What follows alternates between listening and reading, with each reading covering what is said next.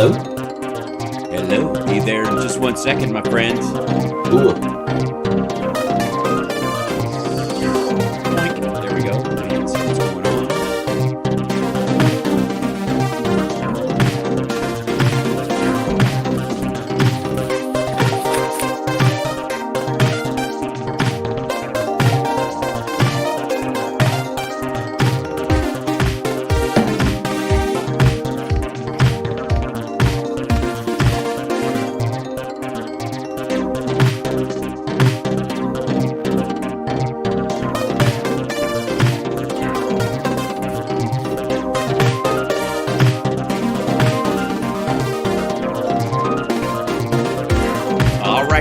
Get started. Letting these folks know. Hi, chat room. Major will be joining us right out of the gate, and then Tara's in hour 2. Hit that like right away. Go ahead. Hit the like right now. I guarantee you're going to like it. I guarantee it. If not, you get a full refund of your smiles. You can have all your smiles back. I will return your smiles to you as quickly as I can. Open and then we'll get there's so much work on it. It's just crazy. It's always something. Rosanna Dana is the patron saint of HAL, SPARKS, MEGAWORLDWIDE. All right, now let's see if I go straight to welcoming everybody. 3, 2, 1, and we go. All right, I'm here. Look at that. We're right out of the gate. And joining us right now, I have to bring him in first, and then it takes me a second. I'll pop him in while you guys are watching, because that's just how it works these days. This is this one little thing that I can't figure out right now on my software, which is why I can't have the secondary edit window open these days. I think it's because I'm broadcasting on Instagram, which I understand is a dick move. But I'm doing it anyways. There we go. And there he is. We see him. He's not Johnny Million, though. We'll shut that down. And see, because I can't fix it behind the scenes. Welcome, Major. How are you, my friend? Richard or Jay joining us. Can't complain, man. I mean, the whole entire country's freezing, and I don't even have no snow outside, so I'm lucky in that aspect. Yeah. That's right. Hold on. I'm going to turn your mic up just a little bit on my end, so hopefully audio-wise we're good, and you seem all right. First of all, right out of the gate, I don't know where to start. Actually, I do. On the one hand, you said something that I have to jump on right away. You said, can't complain.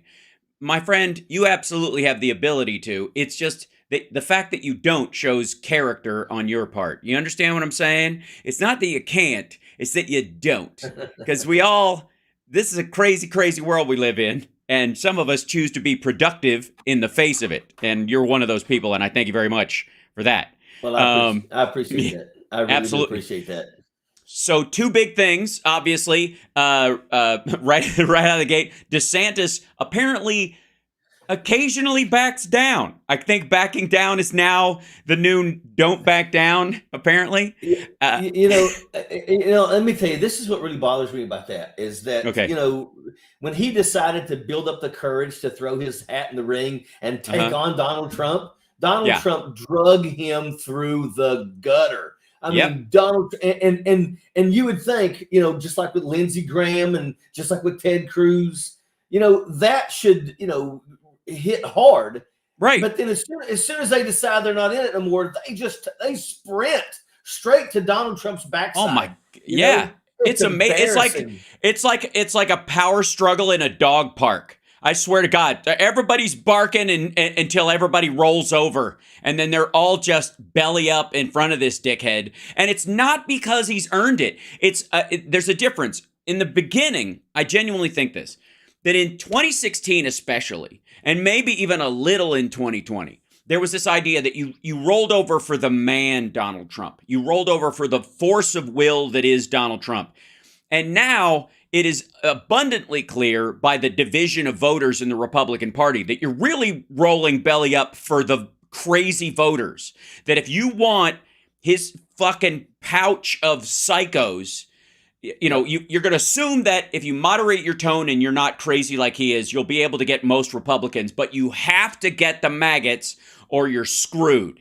And to get that group of people, they will debase themselves and play footsie with the most bullshit QAnon idiot conspiracy theory, they're hostages, the Jan 6 hostages talk, or it's better to be friends with Vladimir Putin and yada yada, and none of this would have happened if Trump was in there. All that story, which none of them think is true. There's no fucking way. I mean, it's obvious that Christie and Haley don't think it's true and are sticking to it. Same with Asa Hutchinson. But there's no way that DeSantis really believed it. He was just like, this is the grift. This is how I fucking crowbar my way in with these morons, which you have to get. And the path that Ron DeSantis should have took. Yes. You're talking about, future down the road wanting to really get back in this, is that he should have looked at his constituents and those that supported him and said, hey, look at Nikki Haley. Because here's the thing. There's a lot of people that were supporting Ron DeSantis because they did not want to support Donald Trump. And, I would tell you that, that this right here, when Ron DeSantis dropped out, it should have been bad news for Donald Trump, because DeSantis should have told all of his people, support anybody but Donald Trump, because Donald Trump is not going to somehow forget about Ron DeSantis. And that's the thing about Donald Trump. Even by throwing your name on the ballot, you did something that Donald Trump will have to punish you for if he ever gets in power. And that is taking a stance against him. I mean, Donald Trump, he keeps receipts, and Donald Trump is like a teething child. I mean, there's a video of him where he's interviewed right before he goes on stage and stuff, and the guy says, why do you always call people names? And Donald Trump goes in this big thing of like, well, it makes me feel good. I got to hit him somehow. And what the guy was really trying to say is, do you have to always be so childish? And Donald Trump in the end was like, but I also just like doing it. Yeah. I mean, wow. Well, right. Well, also there is I gotta say, there is a kind of default that he can't not. What that person's really saying is, why do you got to fuck up the rest of the party while you're doing this shit? Why can't you tout what you did and what you're doing without bogging down the rest of the party? And he's fucking incapable. There's no other way to put it. You're right. And it's also good when you see people like, and I'm not a fan of Chip Roy, but at least Chip Roy's had the guts to go to the floor and say, hey, Republicans, fellow legislators, what have we done that I can go back to my constituents and campaign on? Literally, a lot of people may not know this, but this 118th legislature is the most least productive, year of legislation since 1931. These guys are number 2. They got 22 bills passed. And what's really messed up is two of those bills is renaming a hospital, and one of them is commemorating a damn coin. I mean, good job. Yeah. And oh, by the way, they have also basically voted to give themselves a $30,000 stipend for rent, food, so they don't have to use their own $174,000. And now there's people that are trying to push another $100,000 raise across the board for members of Congress. But yeah, good job. You guys deserve it. Well, I mean, look, MTG never paid back her PPP loans. So the idea that these guys believe in some sort of fiscal conservatism or they're concerned about the debt has been a farce from the very beginning. The reality is they're developed, and I don't know if it was mid-Reagan or something like that. They realized that the ebb and flow of the American voter is gas, brake, gas, brake, gas, brake. And sometimes they get a little long in the tooth and they mistake the gas for the brake and they vote for the wrong person. This is the kind of elder voter idea, that their foot slips off the brake, they hit the gas, and they elect somebody like George W. Bush over somebody like Al Gore when they think he's going to be the brake, and he's not. And he got us into a 20-year war, that kind of shit, right? So in the case of, these guys, pretending they give a shit about the budget, ultimately it seems like to me that they went, one of the ways we can't stop the popularity of social programs like Social Security, Medicare, Medicaid, homeless funding, shit like that. We can't stop it because the American people, 70% are fucking bleeding hearts, and the other 30% at least identify as Christians, and if you pin them down, they get into a weird emotional corner where they find themselves quoting Ayn Rand and Jesus in the same sentence. They don't know what the fuck they're talking about. So they know they can't talk us out of it. They can't talk us out of Social Security. They can't talk us out of Medicare and Medicaid. So what they do is starve the beast. Run up, play fucking Santa Claus while they're in office. Run the fucking budget up, usually on defense because it's the most safe area. They can pack that money away because what are you going to do? Take some of it away and then we get attacked? Whose fault was it? So they know it's going to go there and they can keep it there. But if more grandmas start dying, people are old. Who gives a shit, right? And on Social Security cuts and the like. I think they just want to make it impossible for Democrats to improve on these systems with any funding, certainly, but also to make them more efficient, because making them efficient will at least temporarily require an infusion of cash so that they can have committees talk about these things and go out into the country and have people knock on doors and go, what would make this service better for you, right? And so they guarantee they can kind of strangle it by pumping up shit they want to do. So, for all their complaints about, pork barrel projects in their own district, that's how they choke off social programs ahead of time. But they're also, they tell us, they literally want, like Nikki Haley's talking about, we need to raise the age of retirement to 70. These people don't worry about money in their later life because they're stashing it away right now. But the average American, they've all got a state pension. That's right. They're, you know what? You want to, honest to God, somebody should present a bill that the pension for House members and Senate members, for federal employees, elected federal employees, should be tied to Social Security benefits. Holy shit, would you see a fucking gunning of our seniors are in big trouble if they don't have an extra, $500 in their pocket every month. These motherfuckers would talk about stomping the gas. The only way they could get a pension increase is to increase Social Security payments. Good Lord. We'd be living life. But but that's the thing is they're literally telling us what they're going to do, and people are still falling for this garbage. When they tell you they want to raise the retirement age to 70, that's what they mean, and we even have Republicans on camera literally saying, I'm not going to support this stuff because it's going to end up making Joe Biden look good. You're going to sit here, you're going to gripe about the border, but every time they put legislation forward to try to, get a budget to help fund more patrol border agents, which of course is jobs, more opportunities for lawyers and judges to be able to try cases of asylum, which is legal, by the way. Seeking asylum is legal.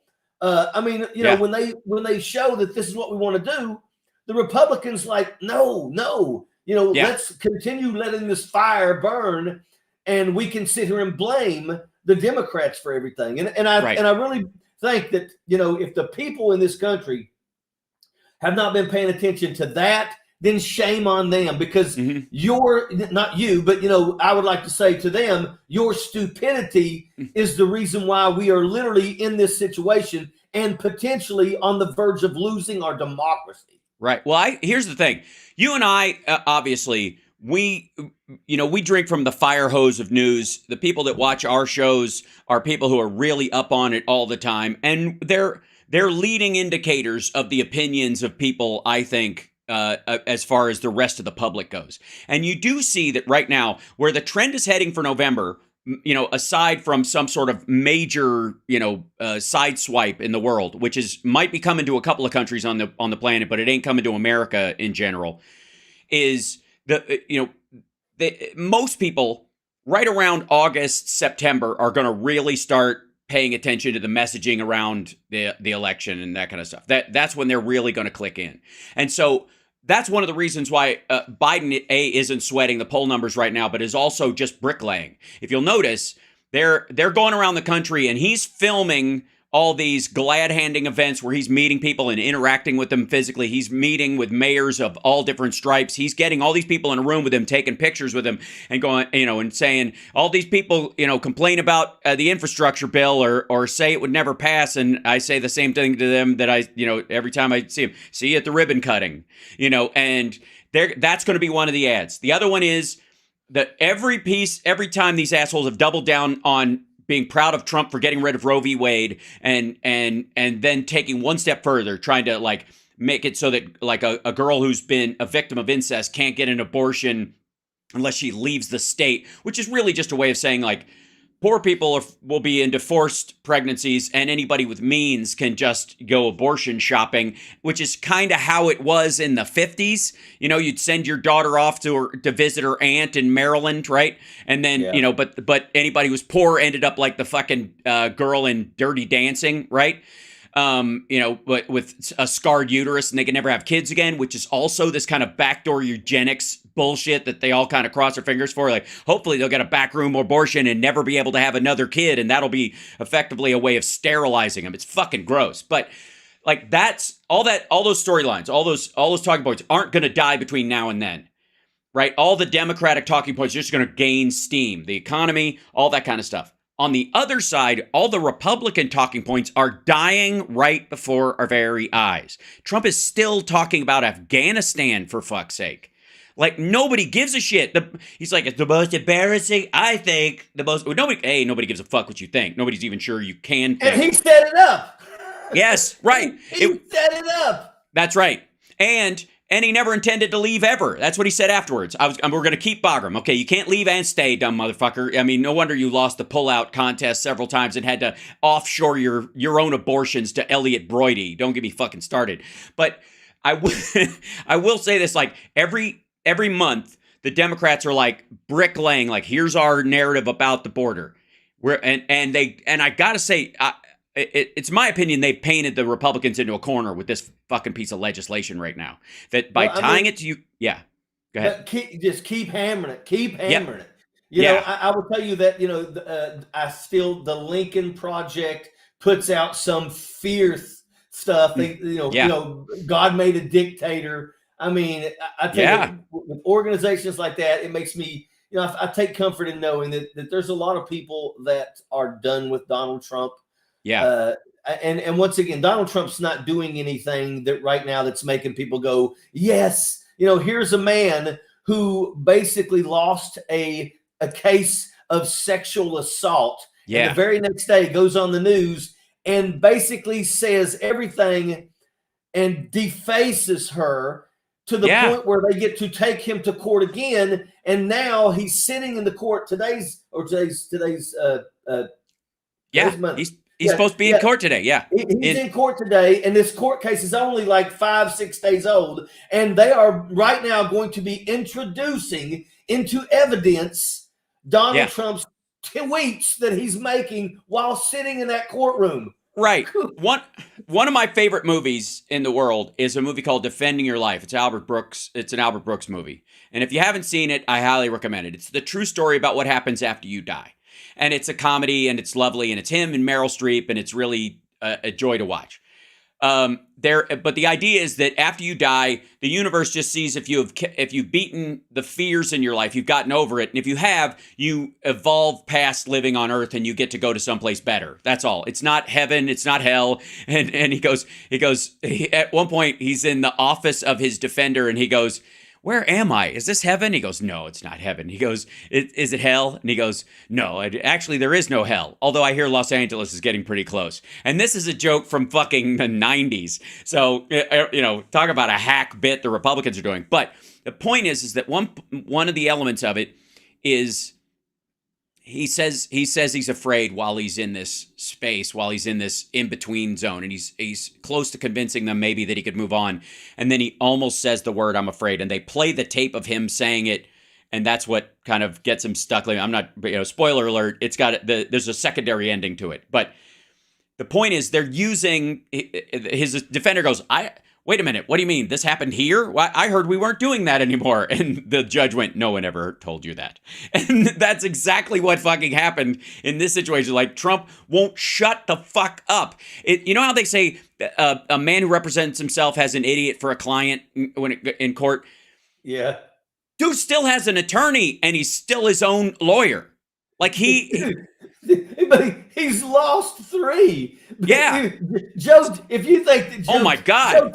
Joe Tacopina cut ties because he knows I can't keep this bumbling buffoon quiet. I can't. The guy is literally basically incriminating himself every time he opens his mouth. So I think it's great that Ilana Habba is what he has, and she's going to be going with him into these criminal trials. Oh my God, Lord! Well, that's and I'm curious, legally, and this would be like a question for Glenn Kirshner, but ultimately, like Tacopina, which we call Joey Taco Penis for a while or whatever, is looking like he's going to end up being the next Michael Cohen. That he's sort of on a rehab tour, and he took this client. He did what he was supposed to do for his client. He was talking shit on television and in the courtroom and all that stuff, which is what a defense lawyer does and always will do. But then once they leave and you're like, well, I can't help it. They had a refrigerator full of dead bodies, and that's been adjudicated. I just can't. I'm not going to do his appeals though, because he's already been found guilty of the shit there's still bodies out there that he won't talk about. Those kind of things. When a lawyer leaves, the Ted Bundys of the world. Well, in this case, in Donald Trump, I think there's a chance, depending on what's going on with Joey Taco Penis, is that maybe he left because he doesn't want to work with Trump anymore and he's disgusted and the guy doesn't pay his bills. Maybe. But it might be also that, we know he screwed his other lawyers in the documents case, right? We know he made them lie. He forced them into a situation where they lied to the court and got them in legal trouble, which is, and made them participate in an ongoing conspiracy. So the question, I think the real question is, did Taco Penis recognize that Trump was trying to use him in these cases as part of not just defending him in court using every means available to him legally under the law, which is myriad, but to get him to specifically lie, move documents, pretend stuff doesn't exist, not turn over materials that they have in a timely fashion, all the shit you have to do legally, like, and saying it to him, like saying, don't do this. And even Taco Penis is like, I'm not going to lose my fucking career for you, asshole. It's, No, I absolutely believe that wholeheartedly. I mean, you cannot control Donald Trump. But here's another thing too. Everybody also knows that Donald Trump doesn't pay. And if you think he's going to pay these people, he's not going to pay these people for these losses. He's not going to pay the lawyers for the fraud case in New York. He's not going to pay them, because in Donald Trump's world, he never pays anybody. So Ilana Habba apparently right now has got like over $2 million in fees that Donald Trump owes her, and it's only a matter of time before we see her crying and whining because she didn't get nothing. But at the end of the day, that's what Donald Trump does. We know that he is a absolute scammer. And if you're willing to throw your reputation, and that's the thing, I think Joe Tacopina finally basically hit him that said, I'm not going to put my reputation on the line for this asshole, because Donald Trump doesn't care about anybody but Donald Trump. In the end, we're liable to see him he will throw his children under the bus before it gets to him. Even Barron, he don't give a shit. Well, it's interesting, Alina. In terms of Alina Habba, I think a high level like Fox News contributor or a host or a part-time host can make as much as she's supposedly owed by Trump for this legal shit. And she's, obviously she's got running money. Somebody's buying her ski outfits that she wears when she's not in court, whatever the fuck outfits she shows up in, like these weird ski bunny outfits and these evening dresses. Somebody's throwing them her way.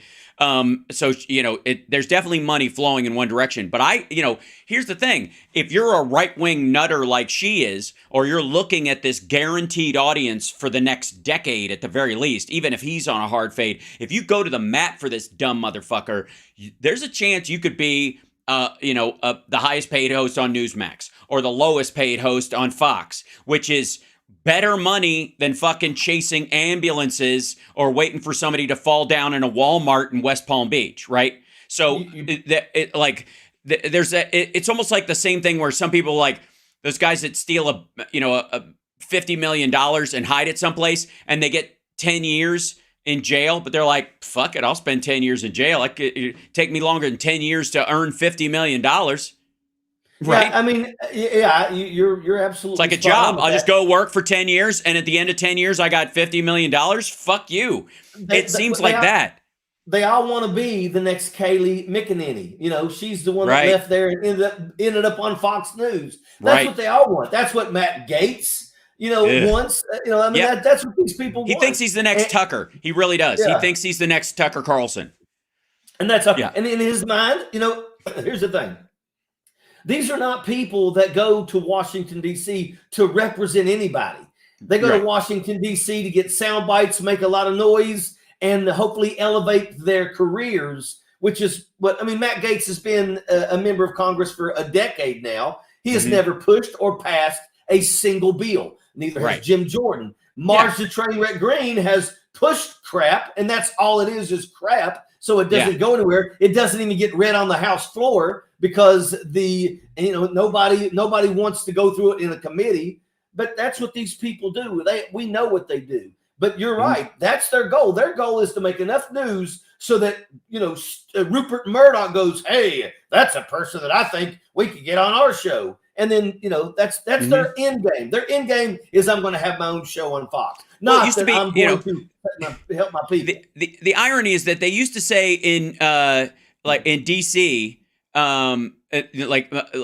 Washington is Hollywood for ugly people is what they used to say. Like it's a fame seeking game. And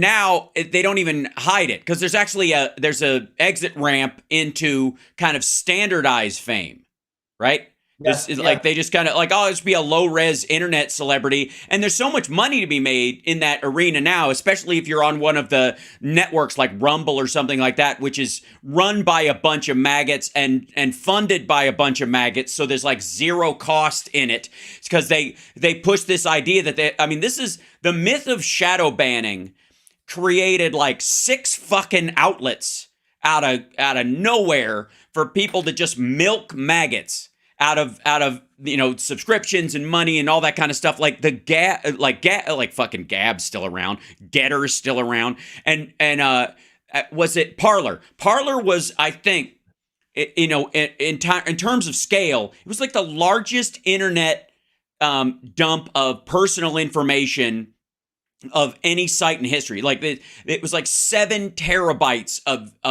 of user data was stolen because they were just using the demo version of the security software off of a WordPress plugin. This is fucking Bongholio and all these assholes who are running this right-wing site.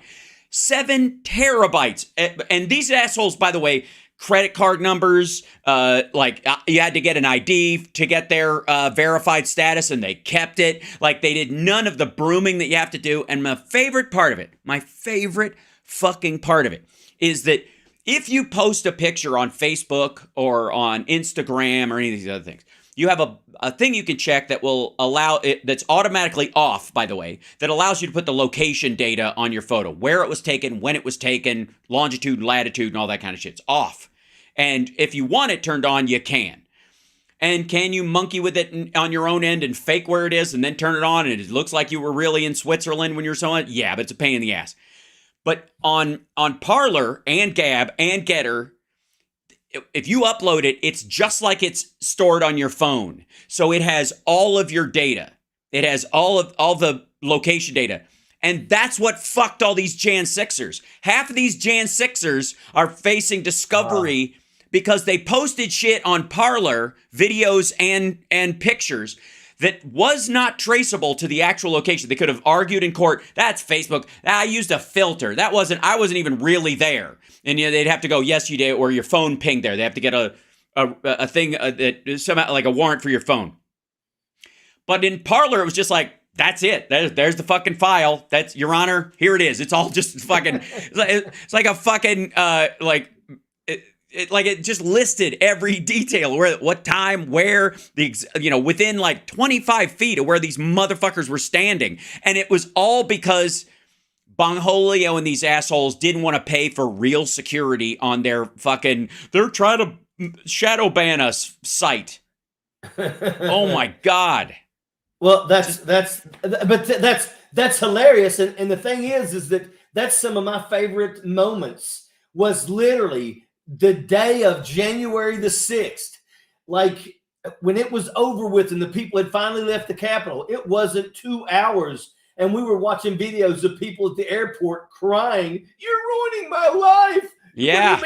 What do you mean I can't fly? I'm on the no-fly zone. Because there was one guy that was making the loudest noise, and his job required that he flies all over the country. And they were like, "You just lost you're on the no-fly zone now."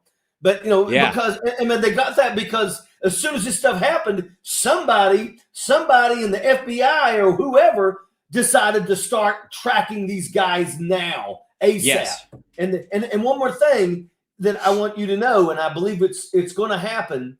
It's going to be the political dancing with the stars. That's what we're going to see. When all this shit is said and done, we're going to see Lauren Boebert and Marcia Trainwreck Green doing the friggin' cha-cha, trying to stay relevant when they have finally been flushed. That's what's going to happen.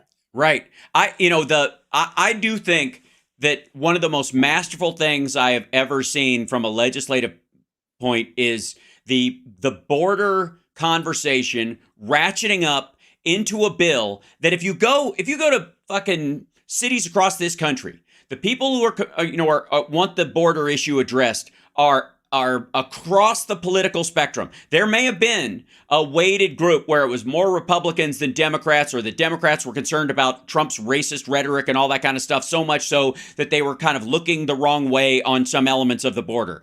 But now if you go to any city, Chicago, New York, San Francisco, any of the, where regular citizens are giving, what they want is comprehensive immigration reform. They don't want the Donald Trump cruelty. They don't want everybody treated like they're from an insane asylum, but they want a measured approach with quality technology and awareness of who's coming across. It's very simple. Nobody's outside, especially the Biden administration. So what the Biden administration is doing is like, we can't fix it without legislation, and it's not going to happen until it ratchets up to the point where our own voters are finally on board with it. And it's the same thing that gave us gay marriage, by the way. It's the same timing. It's the same, let the public get ahead of you on something and then catch up with them and it'll pass. And this piece of legislation, it's fucking crazy that if the Republicans vote for it, Biden gets a win and they lose their talking point that he wants an open border and all that shit. If they vote against it, they obliterate their talking point, because they had a chance at the most extraordinary gains they could have gotten in border security, and they pissed it away. Yeah.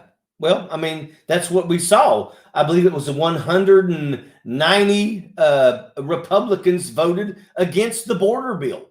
Yeah. I mean, because it contained Ukraine funding, which means, to me, the talking point very obviously is they care more about allowing Putin to expand Russian borders than they do about protecting our own. That's where you take that fucking talking point and just throw it right down on the fucking sidewalk in front of them. They give more of a shit about Russia being able to expand its borders than our ability to protect our own. That needs to be a billboard. That needs to be everybody that listened to what we just heard. That right there needs to be. I'll draft it into a tweet and put it out, or a shit or whatever. Yeah. Please do, and tag me so I can, because that is spot on. That right there, that should be on. Everybody in America should have heard that right there.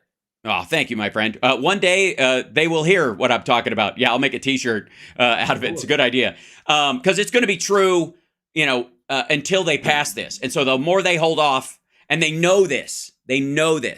I tweeted about it. It occurred to me when MTG was like, no on this funding, no. And she had like added a bunch of zeros because she was like screaming about it. And at the same time, her next one was fuck Ukraine, basically. And I was like, oh, okay, that's your priority.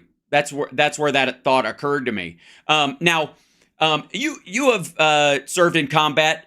Bless your heart, and thank you for your service, and we love you for that. And so I wanted to run across a couple of things before I lose you at the bottom of the hour. One of them being essentially about kind of the current situation in Ukraine. So, like, I don't know, you and I both probably follow what's going on there more than most, and our dear friend Philip Ittner spends a good deal of his time there. But like right now, I think the biggest piece of news that came out of there was the fact that they shot down the Ukrainians shot down an A-50 or whatever, the spy plane. They shot down a Russian spy plane. That's a high altitude, big piece of kit, as Philip would put it. And they are currently still losing, the Russians, 800 soldiers a day. Yep. That's still the mean. And that's the ones that the Ukrainians are counting that they shot or blew up or what have you, and the Russians are agreeing that happened to. The Russians are not counting anybody who's gotten fucking trench foot and in a soggy fucking trench and froze to death. They're not counting any of those motherfuckers. Those, like, they literally, so they don't have to pay on these assholes, they count them as AWOL. You freeze to death? Fucking hell. Yeah, I'm going to tell you that, they are literally fighting trench warfare. Yeah. And let me tell you, trench warfare is nasty. Ooh. And, you can't get out of the trench because you could be shot with snipers. So you're going to the restroom right there in the trench. I mean, that's one of the reasons why the death rate was so high in World War I. Like, the majority of people that died didn't die because they got shot in the head or the heart. Hell, some of them got shot in the leg. And it just absolutely, the filth. I mean, the clothing. Russia is deploying with one uniform, the one they got on them. And they're spending months. And let me tell you something. If you get shot in the thigh, that bullet is going to take some of that fabric in your clothing that is nasty. You haven't washed it in months. Right. And it's going to push it into your skin. Fuck. And all sorts of shit's going to happen because of that. Yeah. But that's what's going on. They have lost over 11,000. I believe it's over 11,300 armored personnel carriers. Yeah. These are like tanks without the big gun on the top. Over 11,000, over 6,100 tanks. They have lost. If we took the 82nd Airborne Division, the 10th Mountain Division, if we took every single active duty division that we have, 101st, 82nd, 2nd Infantry, 10th Mountain, 1st Infantry, 3rd Infantry, if we take every one of them are active duty and we put them together, Russia has lost more than all of that. Brutal. Look at that. Yeah. 376,000. Yeah. I mean, just insane numbers. It's just fucking brutal. Like 376,860 men. They lost 830 in the last 24 hours. And this is this is a couple days old. This is today. This is last night. 830 fucking dead human beings because Vladimir Putin is a prick. That's it. 100%. The only reason is just because this asshole decided, apropos of fucking nothing, to Hamas his way into Ukraine because he wanted some sort of legacy for his like bloated steroid ass at some point. I gotta say, like, this is just fucking brutal.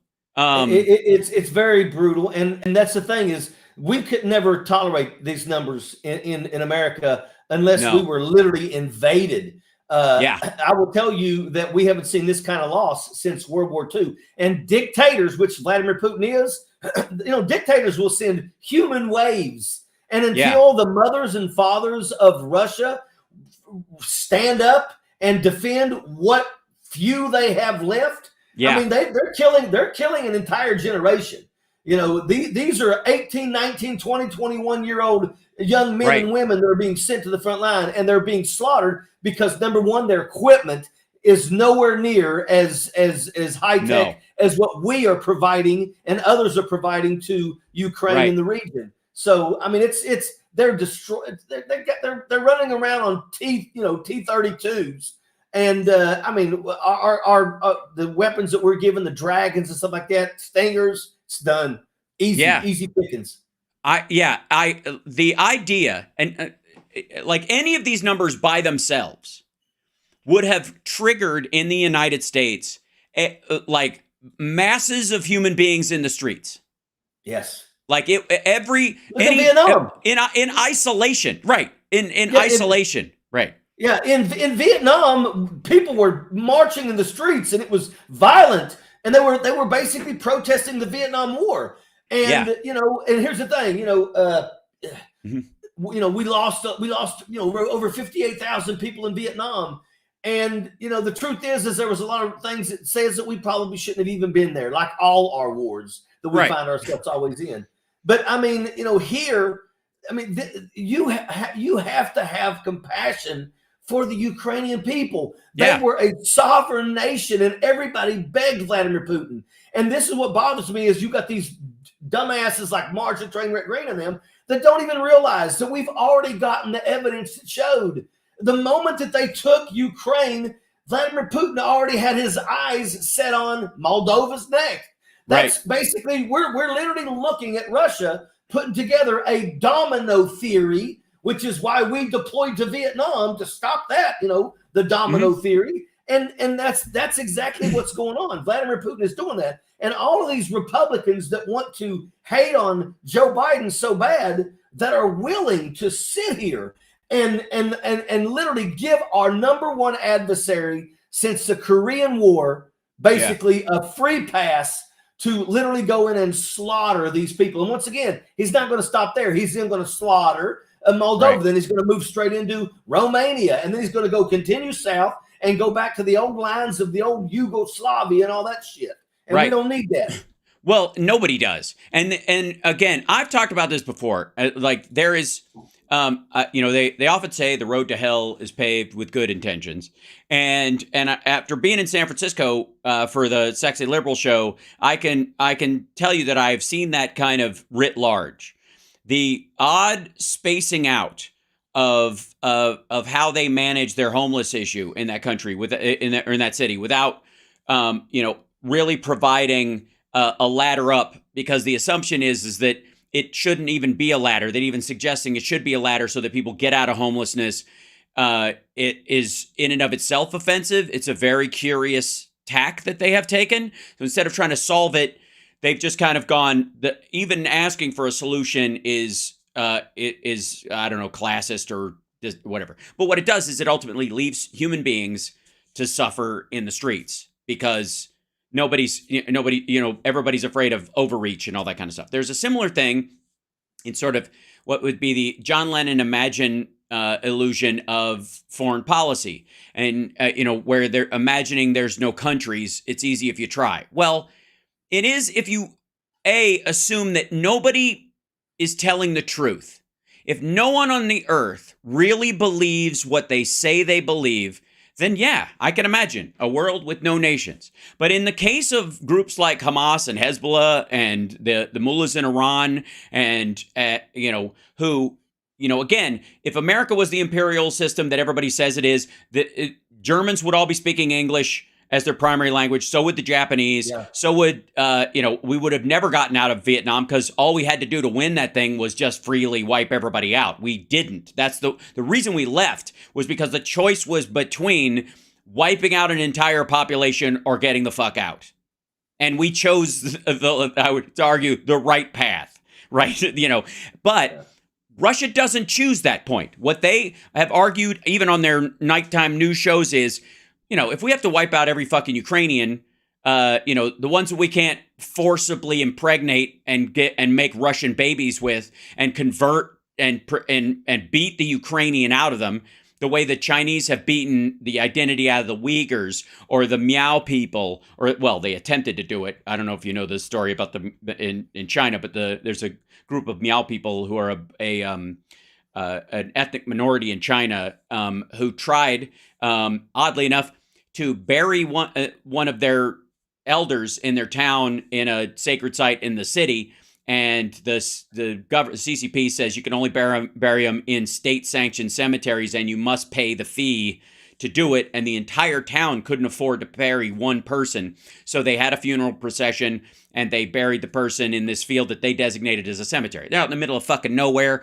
They're not taking up land. By the time cities got out to that point and started building on top of it, if they ever did, the coffins would have rotted and the person wouldn't be there anymore. It's like, it's absurd. But the Chinese government sent in SWAT teams to steal the body.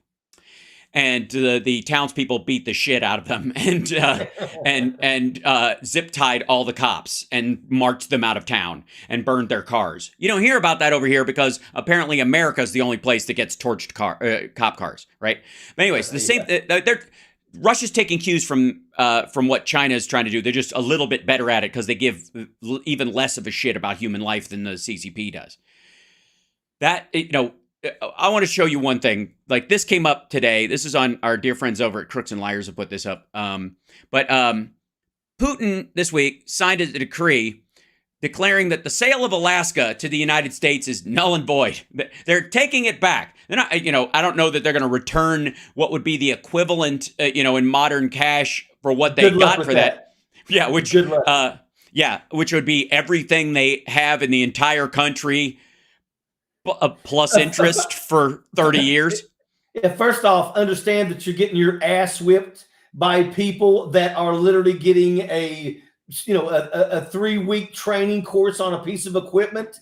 Right. Let me tell you a little something, and like I said, I don't want war because in the end, everybody loses in war. Right. But, I keep hearing these people, especially the Republicans, and they're always like, these new generation coming up, we're never going to be able to maintain our democracy with these weak liberal snowflakes. Let me tell you something. Do you realize that we've got equipment in the United States military that we literally use the exact same Xbox, PlayStation remote controls with? Right. And I'm going to tell you, you want to see lethality? You look at one of these young 18-year-old kids that have been doing this since they were 6 years old, and I'm telling you, it's absolutely not fair. You can sit inside of our tanks and you can literally, these kids on little tiny laptops inside these tanks can be locking in targets. Multiple at a time. And the gun does all the work. Boom, boom, boom. And there's 3 dead, tanks, enemy tanks. Right. That's how it is. So, you can say snowflake all you want, but our men and women in uniform are the most highly educated fighting force on the planet. And literally, we have equipment that is literally specialized so that these kids can just absolutely just destroy anything. For fuck's sake, man. Look, I'll show you 1 second. So this is, real quick on a side note. So this is FPV drone competitions, okay? This is kids wearing headsets. And the only difference between this and a video game is that they're operating a physical piece of equipment. But they just sit there with the fucking controllers, and they've got goggles on their fucking heads, and that's their view. Yeah, that's what they're fucking seeing, right? Yeah. And they are just 12. Oh fuck, dude! They are flying these things through holes the size of an elephant's butthole, and you're gonna tell me that at some point in the future that we're gonna be that tanks are going to be able to avoid a swarm of these motherfuckers? And you know how much those drones cost? They cost about $80. If you trick them out, they're about $160. Do you think the military could fucking camp up one of these motherfuckers to be dangerous to? Here's the thing.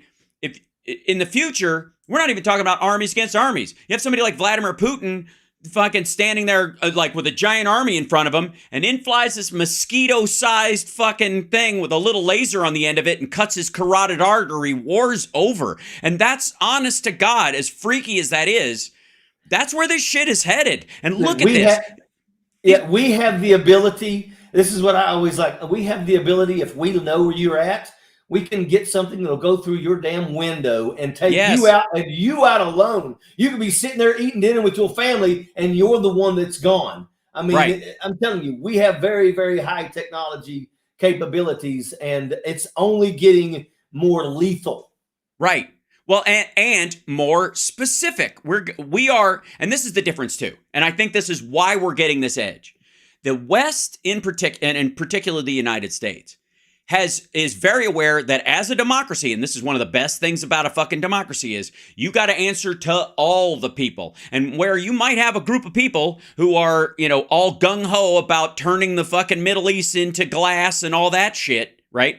The vast majority of people don't. 70% of the American public are not for some random strafe bombing. We're not big fans of shock and awe. We weren't in the beginning. Even we knew it was, some of us knew it was necessary in that particular military scenario to protect the soldiers going through. But like, if there was like, oh, there's a way we can kind of get rid of these dumb motherfuckers without having to kill 65 fucking people, we could just handle these people one at a time, right? This is old. This is a drone from 2014. For fuck's sake, look at this thing. And think about that's hilarious. I think about that because, back in 2009, 2010, I was in the 82nd Airborne Division, and we had a company in our battalion that focused on UAVs. Mm-hmm. And, let me tell you something, that has changed warfare for us because not only can we use those to be able to go out and hit the enemy with, we got UAVs that are the size of cars, but they're really, really fast and they're really, really good. But what you could do to the infantry commander on the battlefield, you could literally, there was a time when if you thought the enemy was up there, you had to go up there and you had to find them and then you had to flush them out. But now call in a helicopter with night vision and like thermal, and then they still couldn't see through fucking walls. There is the irony. I'm sure you remember the movie Blue Thunder. I'm a big fan of the movie Blue Thunder. Roy Scheider, it's about the helicopter that they tricked out to have it was basically like this idea. It was an anti-militarization of American streets analogy, and this idea that they were going to have this gunship that if there was riots in the streets, they would just use this on American citizens. And at the end of the movie, Roy Scheider, spoiler alert, sets it down on a fucking train tracks it's destroyed because they only had the budget to make one of them, and he was like, fuck this thing or whatever. And he got footage of the fact that they were going to use it as urban pacification. He's like, this isn't urban pacification. It's got a fucking head-mounted gun on the front of it that follows your eyesight. Like, it's shit we have in the military now that was definitely there. But the story behind it being is that he did not want this used for urban. It had thermal imaging. It could take sound through walls. Shit, we actually have tech on that. I got news for you. There are drones available in the commercial market that are about this fucking big that have all those capabilities, with the exception of the mounted minigun. Well, but see, that's the thing is that's how lethal this stuff really is. And once again, a company commander has the ability today to literally pull up his little laptop and make no mistake about it. We got commanders deploying to combat with these capabilities. Yeah. You open it up and you can sit there and you can watch what the UAV is showing. And if the UAV goes back beyond this point so that we don't have to climb up there, number one, I get reconnaissance of that area. Number two, if I find bad guys using the UAV, I don't even have to send anybody up there. All I got to do then is say, hey, I can call that in and say, I got bad guys, behind the other side of this hill here. And, once you get that capability that you got eyes on a real target, make no mistake about it, they're going to get hit. I want to they don't even know what's coming. No, they don't. And here's the thing. Like I said, this is a situation where you have the West going, look, we don't want to kill dozens of people. If we can stop this with the lowest cost to human life and avoid all civilian casualties, that's our biggest win in this situation. We can't stop these motherfuckers from trying to kill people. We can't stop them from trying to kill us. That's on them. But what we can do is make sure that when we retaliate, if we have to, that it is as precise and as devoid of civilian casualties as possible. That is what you get when you have a democracy that gives a fuck about this. You can't. And by the way, these are not choices you always have. But every time we do have that choice, that's what the American people want. This is the point I'm trying to make is that because we give a shit about human life, even when it's someone who is screaming death to America in the streets, most of us are like, I don't give a fuck about individual citizens in another country screaming death to America. I only care about the ones that can actually do it.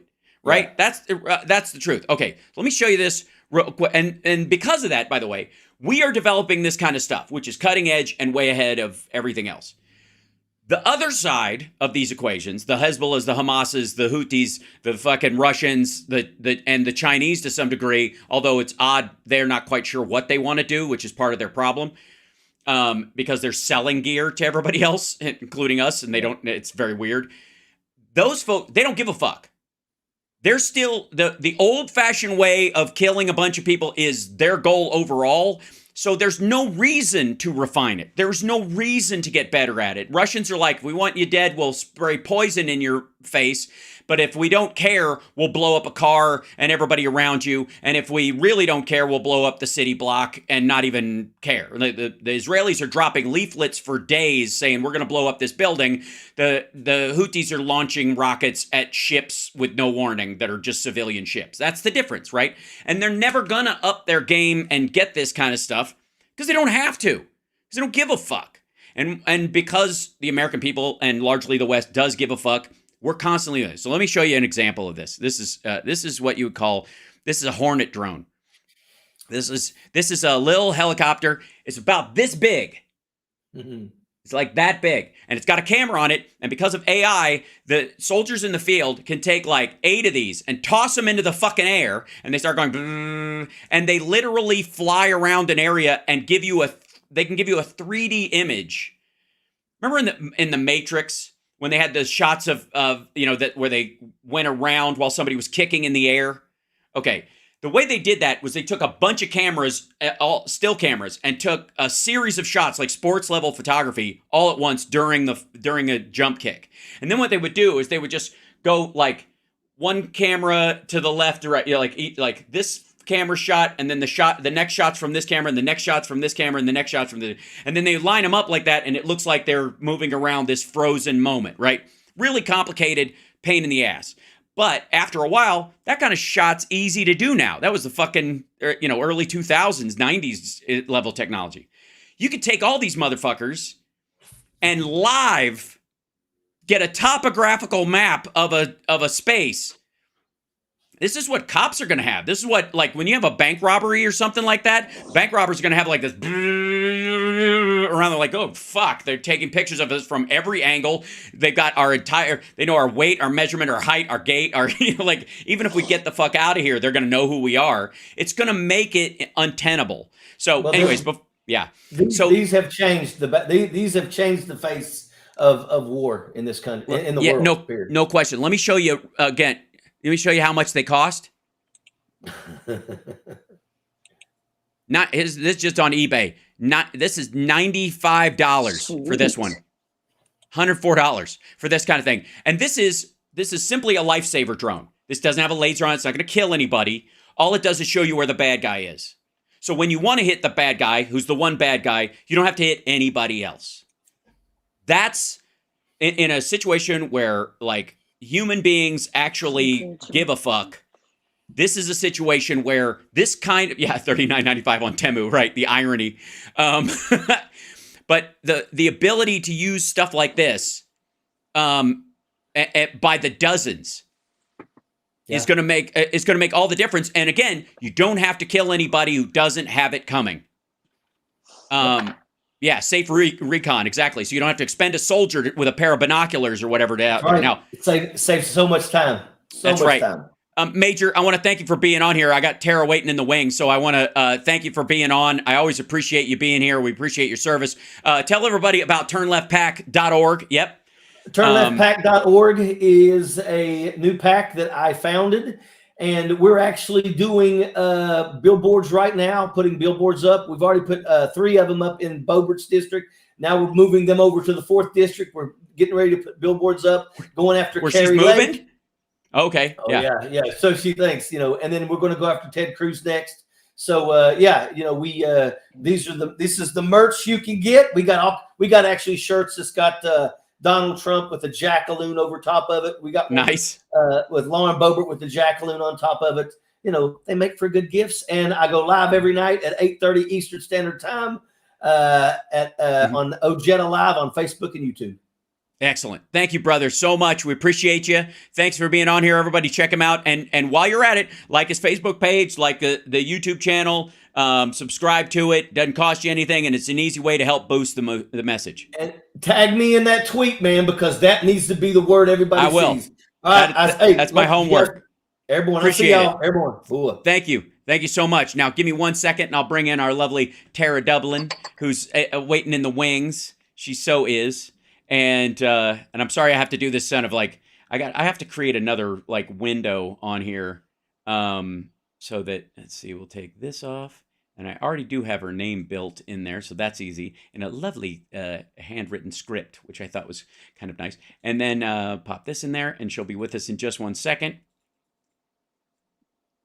I'm gonna have to do like a guest 1, guest 2 feed in the hi. There she is, Tara Dublin. Everybody, look at that joining us. How are you? Hi, I'm here. How are you? Yes, I'm spectacular. Author of The Sound of Settling, and which will make a great series on Netflix or any other streaming service. If you're a producer, that's true. Get up in her business. 100% true. According I insist. to the reviews. Yes. And let me turn your audio up a little bit. Maybe it's just me, but I think you sound all right. So hi. Hi. We mentioned a little. We barely had a little chance to talk about it with the major, but apparently, again, DeSantis should have. I'm just saying, don't put never, forever, or any kind of all-encompassing everybody. Nobody. Stay away from those words in any political campaign, I think, in general. It always will come back to bite you. Yeah, always. will always, yeah. So I guess sometimes, sometimes. The thing that you think will be the thing that connects you with everybody turns out to be the thing that ends your career. That's Who would right. have guessed?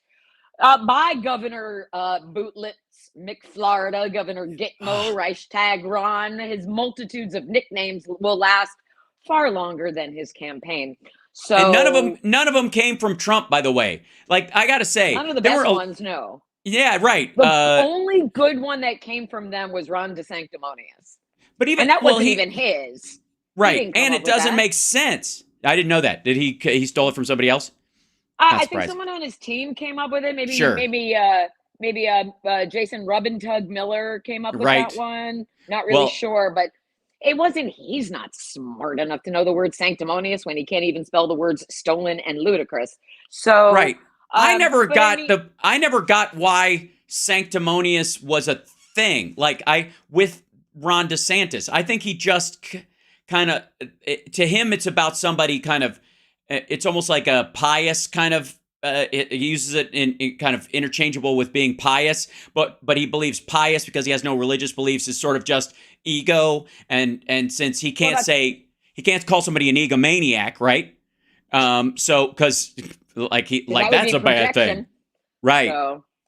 So I mean, and then of course DeSantis, who has been talking tough about Trump this whole time, was like immediately endorsed him. Immediately. Oh, yeah. So spineless, so weak, so Florida swampy. Oh, yeah, it's like the second coming of Ted Cruz. It's amazing. I mean, it's just like, please, just dig your own grave now, climb in it with the rest of the alligators and cocaine in Florida, and just pull it up over you. Right. Like in a Bugs Bunny cartoon, there's that Bugs Bunny cartoon where he's like sawing Florida from the rest of the United States, and then it floats away.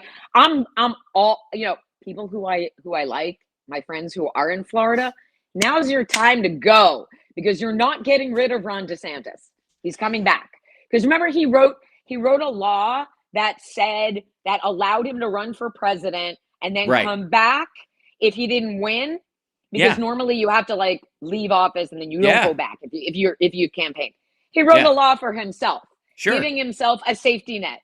So if he didn't win or didn't at least become the nominee, then he still had a job back for himself in Florida. That's how shitty Ron DeSantis is and how little he knew he had a chance.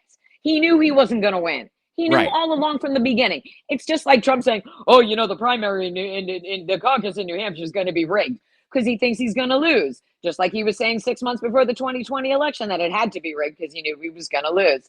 So he's laying that groundwork. Ron DeSantis just did the same thing. He laid his own groundwork and said, I'm going to put these lifts in my shoes so that I don't have to, actually trip over my own words. But there was no longevity for him, ever. Yeah. Ever. And his wife, Serena Joyless. Oh boy, Casey DeSantis has every reason to leave him now. Take your children and run, Casey, run. Run to Canada with the rest of the handmaids. Yeah, you could be the next Ariana Huffington. Right, you could be the next Ariana Huffington. But it's not Nikki Haley either. It can't be Nikki. Nikki is not going to be the nominee. No, of course and neither is Trump. Chris Christie, come back, Chris Christie. He dropped out way too soon. Too soon. And he can come back. There's no law that says you can't drop back in. Right. I'm just saying. Because between Trump not knowing the difference between Nikki Haley and Nancy Pelosi and Obama and Biden and what year it is and what decade it is and what state he's in and where he's going. And the fact that he can't stop defaming E. Jean Carroll. You were talking about that earlier.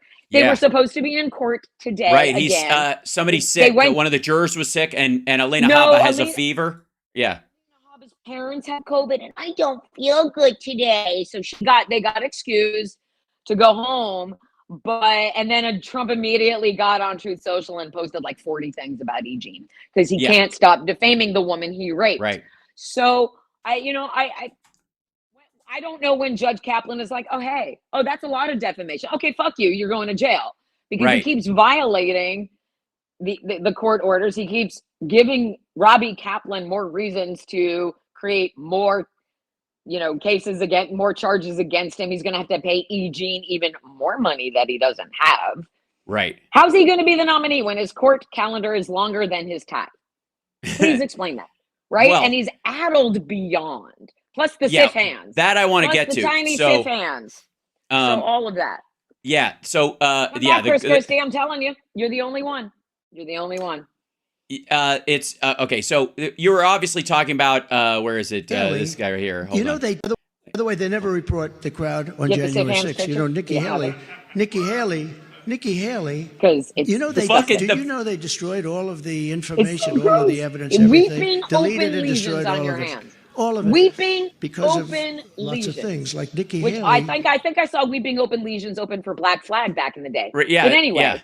They were excellent. So Trump's whole thing about Nikki Haley is like Nikki Haley. I don't know if you could hear that. Could you hear when I played it? I didn't hear it at all. Oh, gotcha. Okay, it's all. By the way, they never report the crowd on January 6th. Nikki Haley. I don't know if you saw Nikki Haley. Very racist take. Well, he's going to. He's ultimately. Of course, going to. What option does he have? He has he's only going to lean misogynoir. He can go after her skin color and the fact that she is a lady with lady parts in her body. So well, those are his two favorite by things the way, to attack people for. That does not fall far from his voters, because there was this, I want to say it was on CNN, but there was a town hall like after party where they're polling some of these folks and asking questions about them, and this one like New Hampshire MAGA voter said, I think women are too emotional to be president. This is a woman saying this. This is Jesus fucking Christ. These poor subjugated Republican women. I will never understand. Yeah, they all need to be deprogrammed. They all need interventions. All of them. Her quote was, now don't take this the wrong way, guys, but I don't feel as though a woman belongs in the presidential seat, she said. I say that because we think with our heart mostly over mind, and that's not what we need right now. We need someone like Trump. And I'm like, okay, first of all, you're talking about a dude who doesn't have much of a mind left, so simmer the fuck down. He's a big fucking crybaby. He's the most emo of all the snowflakes. Or heart. Like, he's got neither. Yeah, like... And I'm sure you saw human qualities that we're supposed to admire in other humans. None. Mm-hmm. None whatsoever. Yeah. And then, of course, I'm sure you saw the pictures in the video of Trump leaving the funeral last week where, Melania apparently was not having it. I'm not quite sure what the dust up was. I don't know if we have any inside reporting yet that's out, but my own insight to that. First of all, I think Trump is letting Alina Habba shop Melania's closet when she's not home. Right. Because she's trying. I mean, she's had all of this plastic surgery. And, right. And as has Kim Guilfoyle. Both of them have had plastic surgery to look like Melania. Melania Kardashian. That's what I call the look. The Melania Kardashian, because that's what I just think it looks like a strawberry allergy. It's just terrible. All of it is bad. Melania also probably really angry at him for using her mother's funeral as an excuse to get out of court, but then went out and campaigned. Maybe she was mad about that. But ultimately she was like, no, you stinking rapist, you take other car. Because he smells terrible. She doesn't want to ride in the car with him. That was my primary thought. I was convinced that it was just because bulletproof windows do not roll down. No, there's no air in that vehicle. Yeah. The only thing that was missing was like her handkerchief to her face. Like, I cannot tolerate this thing. So it was like she hang a necklace of air fresheners around his neck like garlic on a vampire. And then there's Barron, the one photo we saw of him next to Barron, and Barron is kind of like pushing. His arm is on Trump's, like right here. And it's either, Dad, get the fuck away because you stink, or, hey, we're going to go this way, Pawpaw. This is the way to the car. That's what Eric's been doing.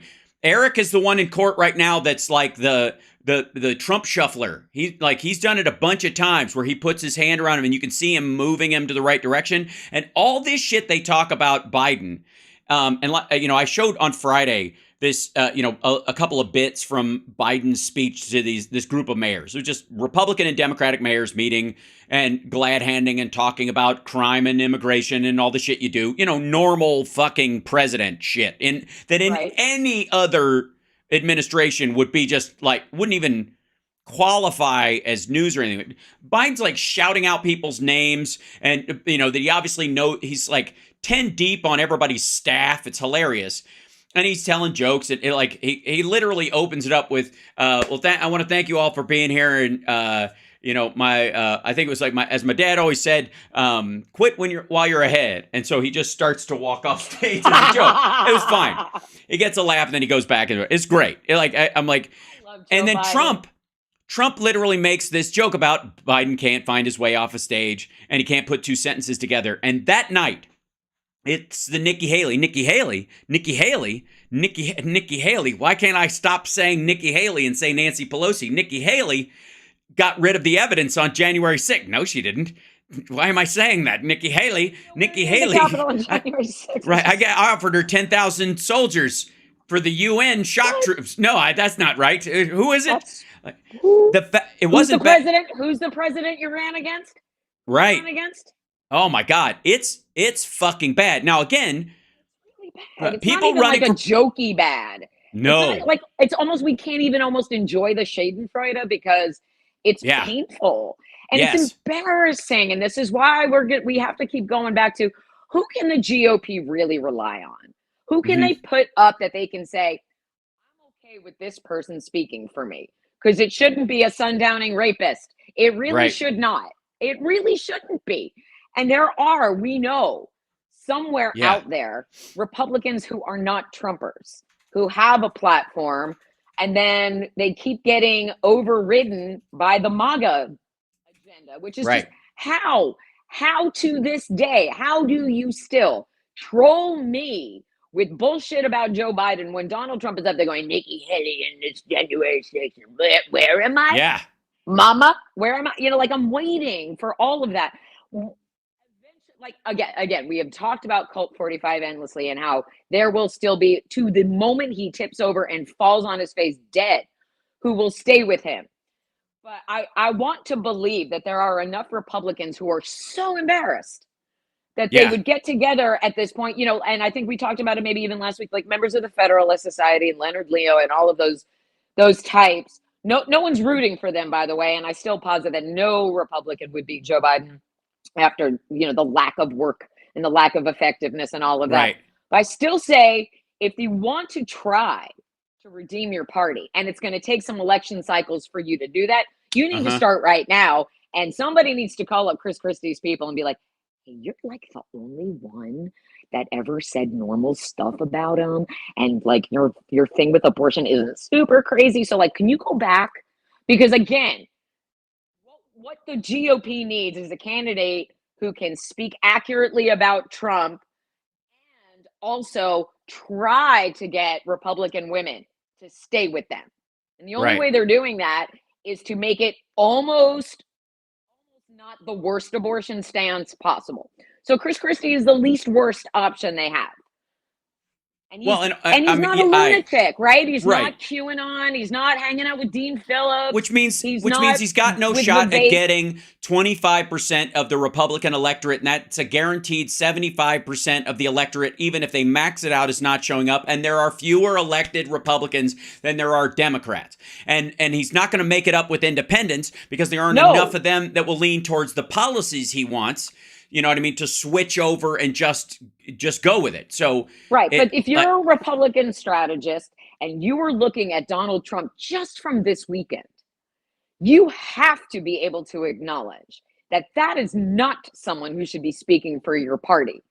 I would love to believe that. I would love to believe that there are middle of the road conservatives who are like, please. And literally, is there a dead potted plant we can slap a suit on? Is there anybody else?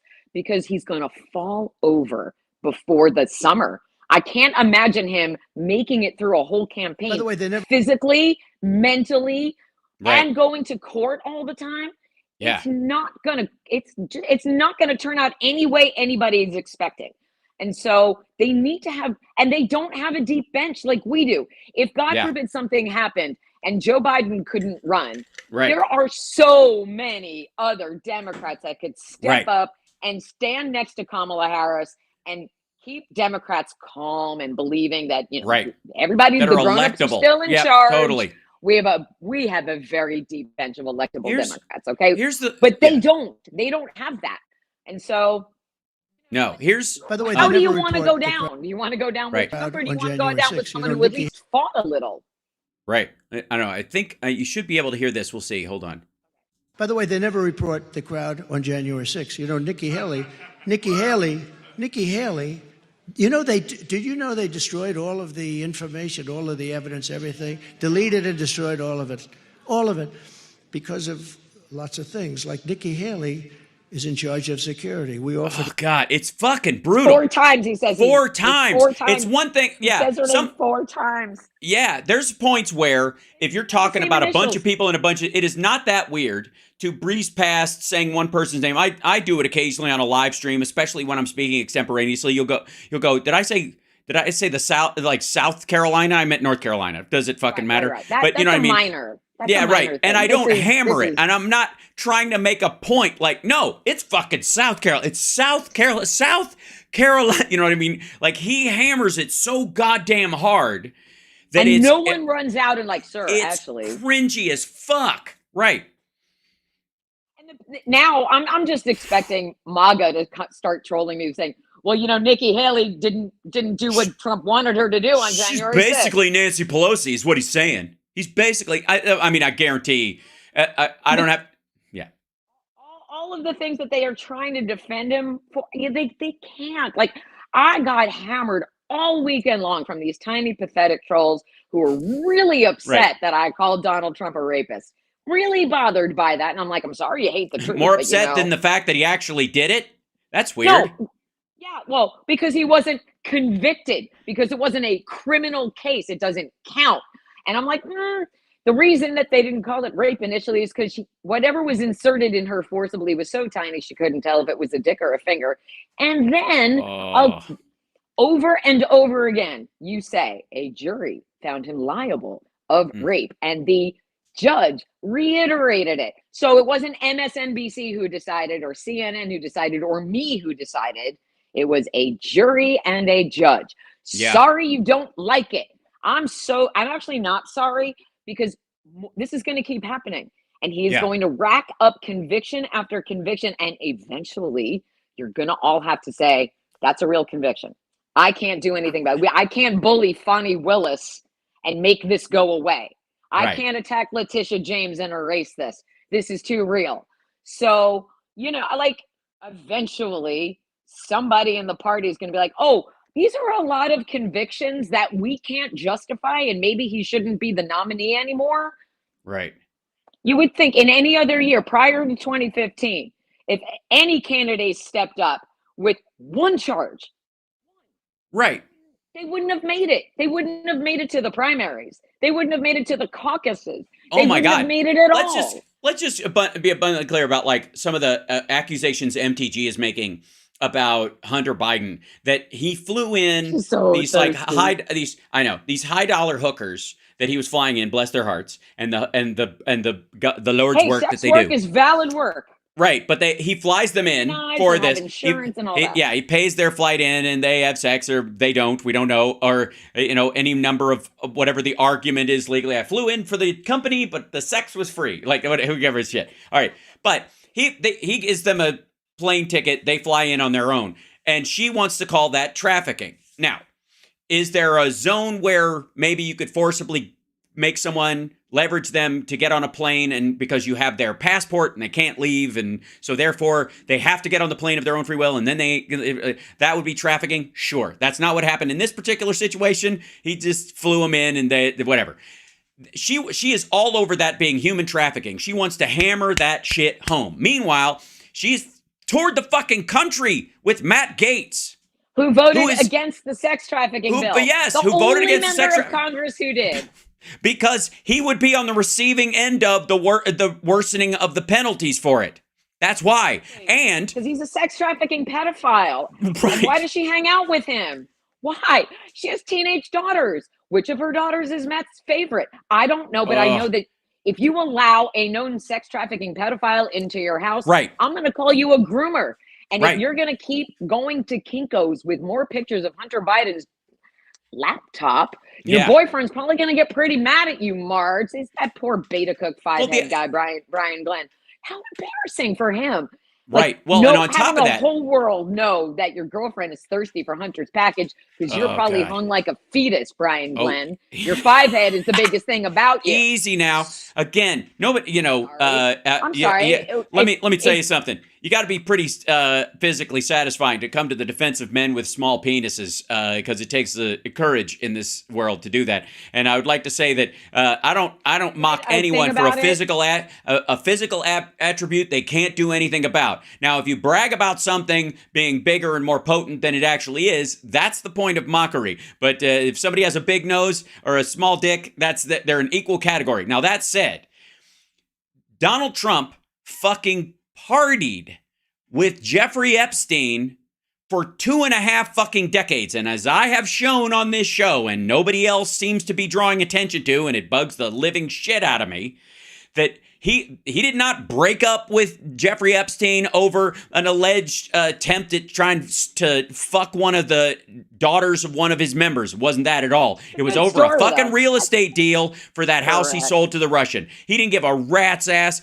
Initially, I think, okay, so there's a story coming out about Jeffrey Epstein and Bill Gates, and that Bill Gates, what was really going on with sort of Jeffrey Epstein helping Bill Gates and doing stuff was that Jeffrey Epstein had information about an affair that Bill Gates had with a 22-year-old bridge champion, international bridge champion. And she was that's big money, just like chess and shit like that. And so she's a very smart woman.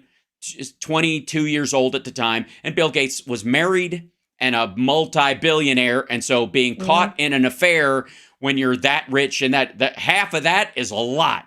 So he used that, allegedly. Epstein was using leverage against Bill Gates to get him to show up at events and do shit like that. But the girl was of age and all that kind of stuff. Okay, so that's the story. That was happening during the time Donald Trump was fucking friends with Jeffrey Epstein, and they were fucking partying. The idea that didn't come up, or that Trump didn't know that he was in the proximity of a guy who would do that kind of shit, and wasn't just Roy Coning, like, potential, like, oh, you can do that? How do you do that? Let me know. Teach me the trade of being a blackmailing fuck so that I can control people like Lindsey Graham when the time comes. And that's exactly what he did.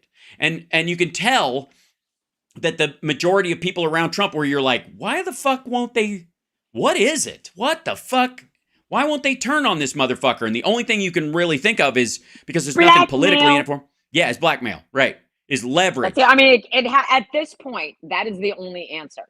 That's right. Because all of these alleged Christians who support Donald Trump would be horrified about his behavior if they weren't being blackmailed by him. And maybe they are horrified by his behavior, but can't say so because they're being blackmailed by him. Right. And I think it's really important to speak truthfully about this. And this is why you and I always talk about how the truth matters so much, and we have to just keep hammering the truth in, even if the MSM doesn't follow suit because they don't know how to cover Joe Biden and Donald Trump properly. But I mean, like when Marco Rubio is still tweeting about how he's endorsing Donald Trump, and it's like, what does he have on you? You freaky little weirdo. Like the blackmail on Rubio has to be something. The blackmail on Lindsey Graham has to be extraordinary. We all know you're gay. We don't give a shit. What is it that he's got on you? Like, what could be so bad? That's the other fascinating part. And I think it's something that they run up against on the regular and kind of can't, they can kind of castigate people as immoral or as being pervy or whatever the fuck. But they're like normal human sexuality that's outside the kind of missionary position, Christian, allocated behavior or fucking through a sheet or whatever your religious beliefs are about how nasty women are, whenever you have those kind of extreme rules, everything outside that is a fucking kink to these folks.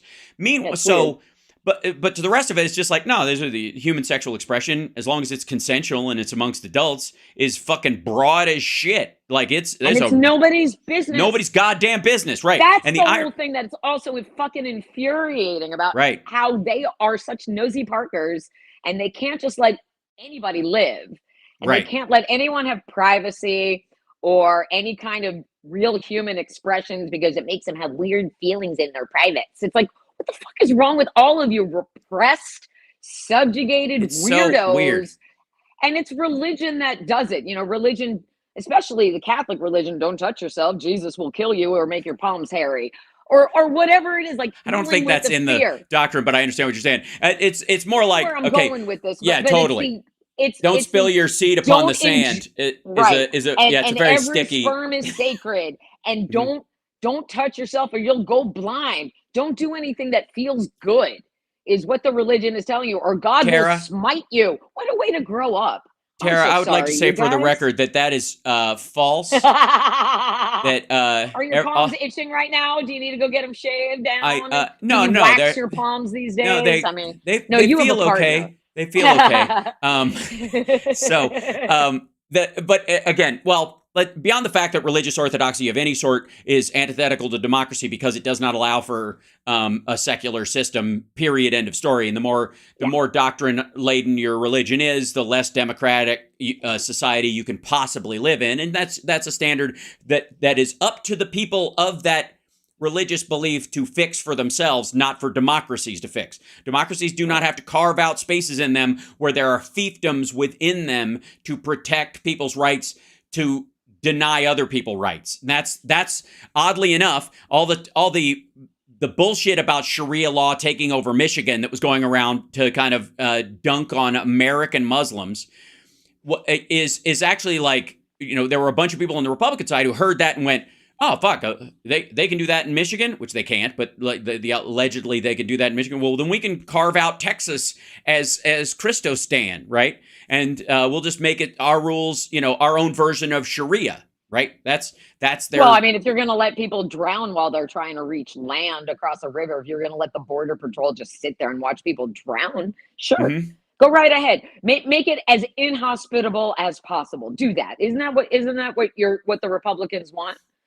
Well, that was remember that was that was Mitt Romney's idea. That people would self-deport. They'll self-deport if you just make the place so inhospitable and shitty. People just leave because there's no work there. Now, interestingly enough, as Mexico has become, it already is America's biggest trading partner, much to the detriment of China and slave labor over there, and as wages go up in Mexico because of that. A good portion of the border issue that we're having is going to become Mexico's border. So the Biden administration is talking to the Mexican government, and a lot of changes have been made. And the number of people crossing the border because of also, weather notwithstanding, which is a big factor. One of the reasons why it's lowered to 500 people attempting across a day, which is, again, not people who are getting there, not everybody's getting in, none of that shit. But the reason it's come down is because the Mexican government, in working with the U.S. government, has put those 28,000 soldiers that Trump was always talking about, they actually put more of them at their southern border and at their ports of entry to stop people illegally coming into their country because they're actually taking jobs from Mexicans now, which is a fascinating part of this process. They're doing it out of self-interest, not because we're threatening them. So there's a huge other aspect of this that is a balancing act that's happening because of shifts in the world, shortening of supply chains, all that kind of stuff. You're never going to hear that from Republicans. They just want, seal the border. Trump is like, day one, shut down the border. Okay, look at what happened when Greg Abbott did that. It choked He's such a off, fucking monster. Oh my God! What a monster he is. It choked off the economy of Texas, and put a stranglehold on it because the United States' biggest trading partner is Mexico right now. Texas's biggest income source is trade from Mexico as being that throughput. The fact that they are a border state is how Texas makes so much of its money. It's how much fucking federal money it gets that allows it to do other shit like oil exploration and shit like that. The fact that it's a giant state, but I want to say 35% of it is native land or sovereign native land. They don't have anything to do with that. They don't have to fucking protect it. They don't have to guard it. They don't even worry about the border of it. Ironically enough, since you can walk through native land into the United States thanks to fucking Trump's access road around the border wall, because nobody fucking thinks this shit through. But it's a smaller state than California because of that physically, as in terms of square footage. But they get so much fucking money because so much of the state is the fucking border. And they include the native land. Well, the border with Mexico, the Texas border with Mexico is like this. If you include the native land, it's this. But they don't have anything to do with that part. So They get funding for this whole border for this space. And they still can't do anything. Still can't do it. It's just right. Fucking hell. And so what they do is just yell and scream about illegals are coming in, illegals. Right. And no human is illegal. And that's the point that, don't. You want to say that they crossed the border because they were escaping inhospitable conditions in their former country or in their former town, and they couldn't live there anymore. There's no running water, and there's no way to eat, and they had nowhere to live, and they're coming here to seek a better life. Those are not illegals. You need to see your fellow humans as humans. Right. And well, until here's the thing, Republicans are though. capable of doing that, we're not going to get out of this situation. Yeah. Well, economic migrants versus people seeking asylum are two distinct, different groups of people, and conflated.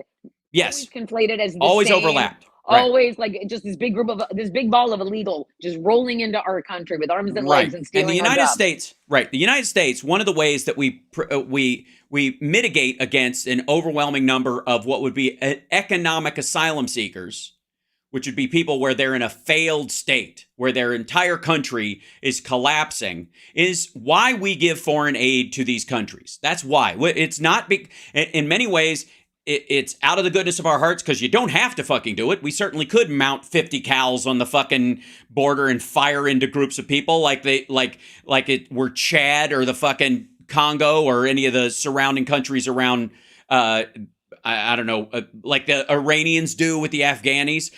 Sure, if you want to be fucking monsters, but we don't. One of the ways Greg Abbott does. Greg Abbott wants to be a monster. Well, he would, but he won't be able to because it's a federal border and not a state border, and that's another thing.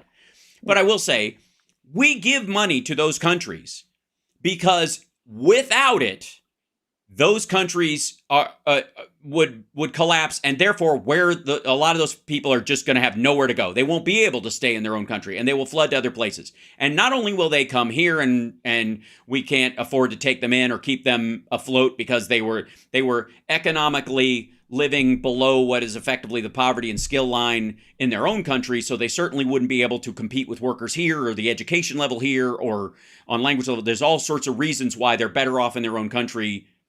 And that country, if they all leave, it's like the brain drain that's happening in Russia to some degree, but on a better sense.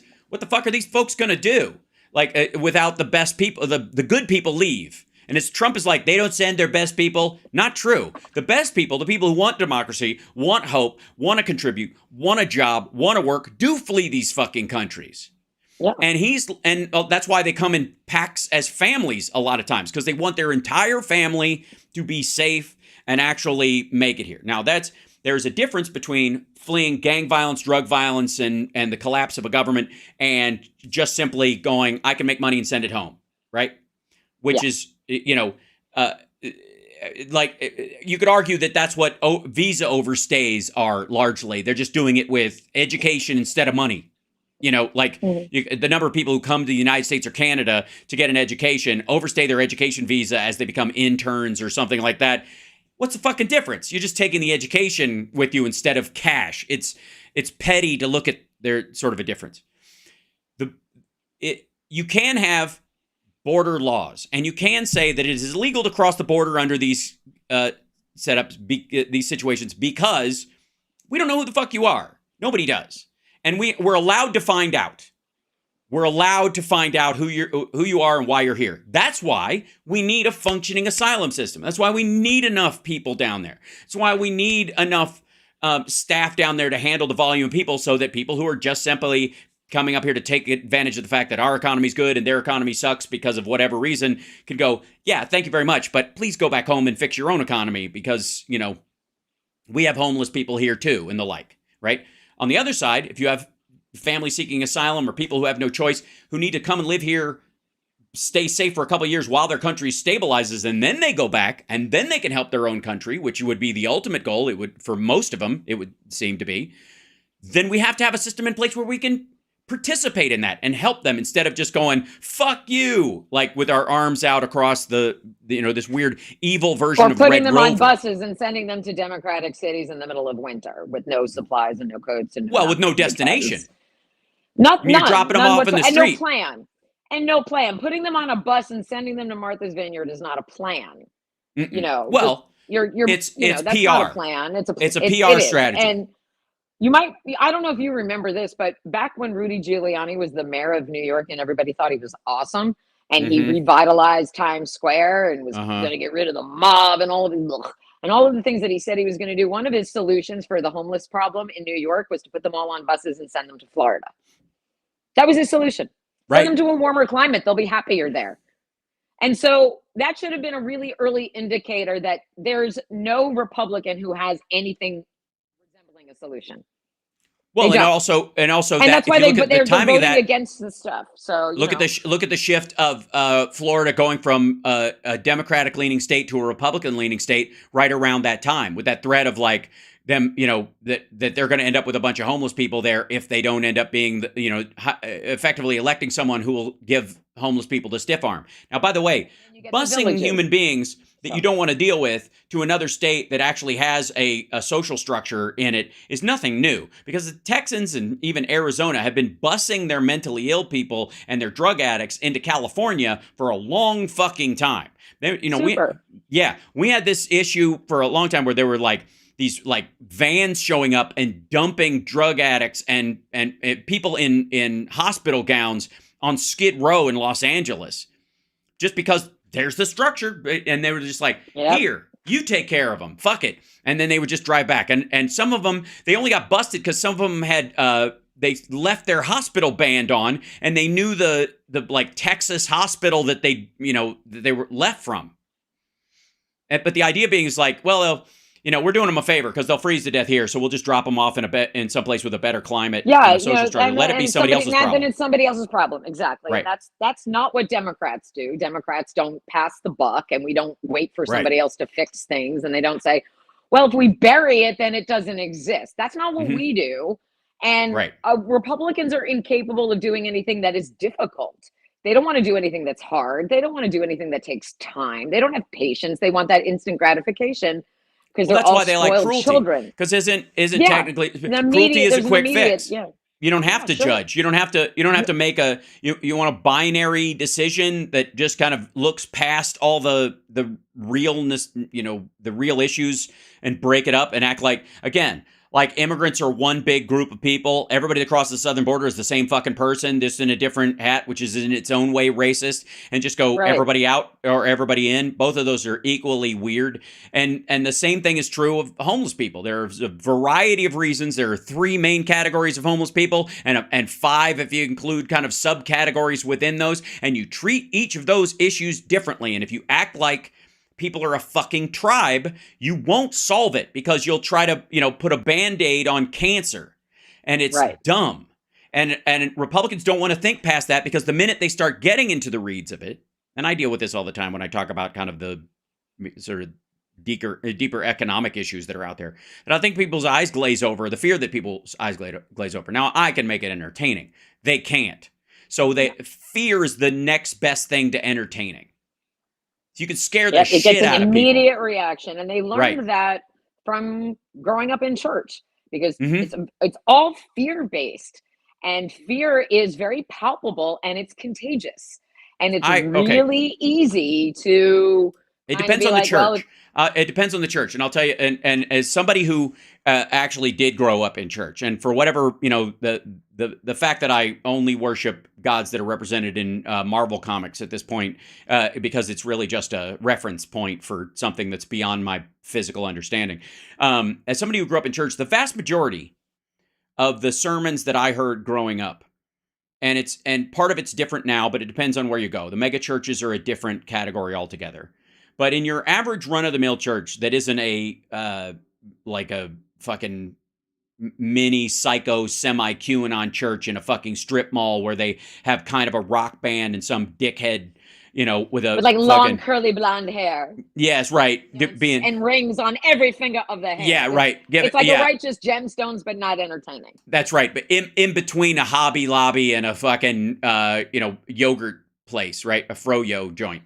And a golden corral. The vast majority of sermons as they happen across this country, in the vast majority of churches that you never fucking hear about, Lutheran, Methodist, Reformed Jewish temples, even I would say moderate Muslim, mosques, wherever they may be, are about personal responsibility, cleaning up your act, tending your own garden first, and not fearing because whoever your God is or your Messiah is has taken that fear away. You don't have to fear death. You just have to live a good life. That, honest to God, that is the vast majority. The problem is those don't chart in the same way that most of the time people when you're going through a traffic light, most people go through traffic lights just fine. You only hear about the accidents, right? It's the only that's the only point it matters.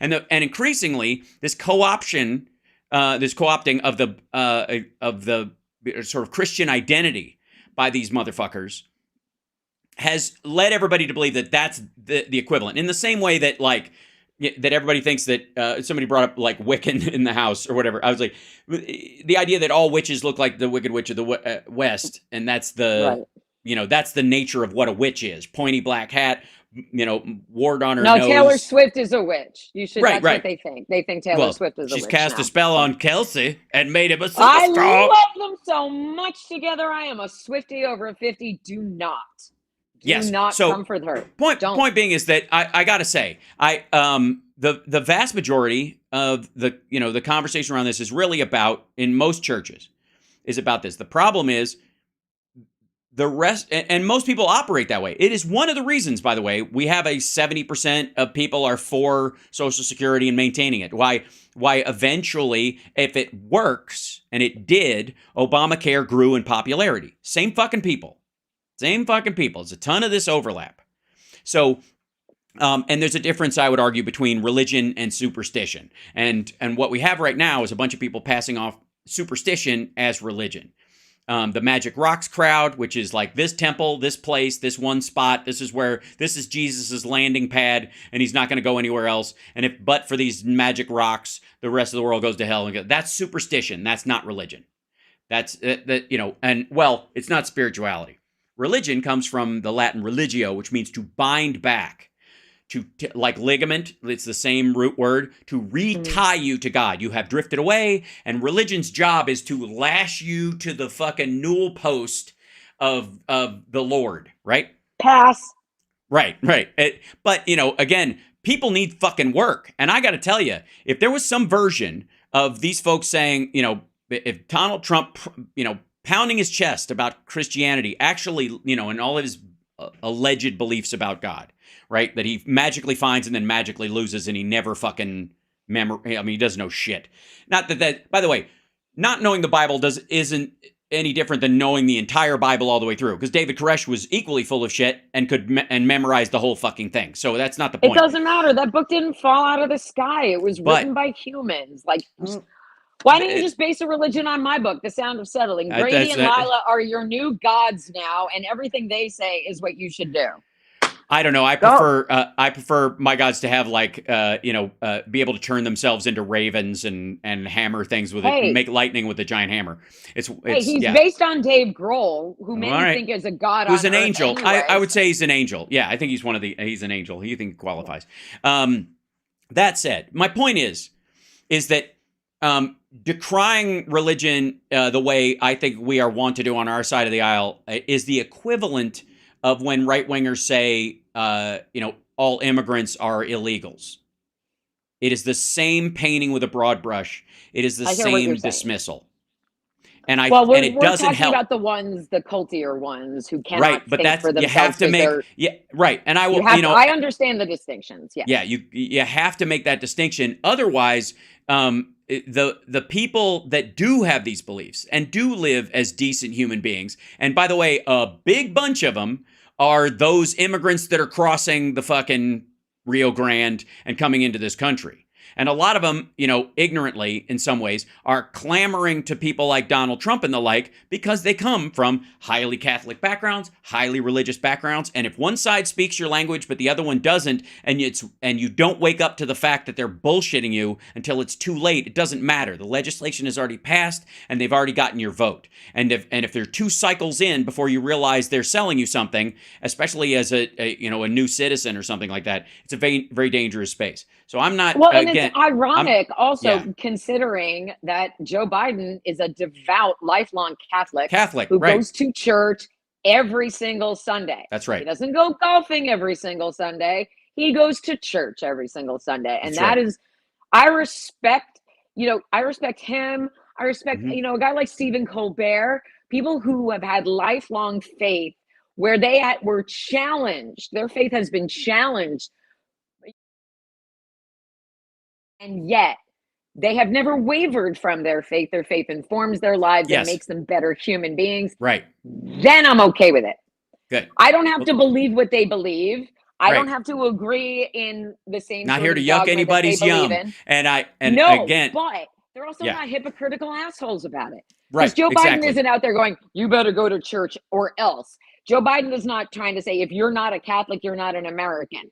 Right. He's not trying to say this is a Catholic nation or anything like that. And so because we have those freedoms of choice and we have the freedoms of speech, there is not one way of thinking. There is not one religion. There is not one way to go. And that's why America is the country that it is and why our freedoms threaten those outside of America who are so religiously like, whoo.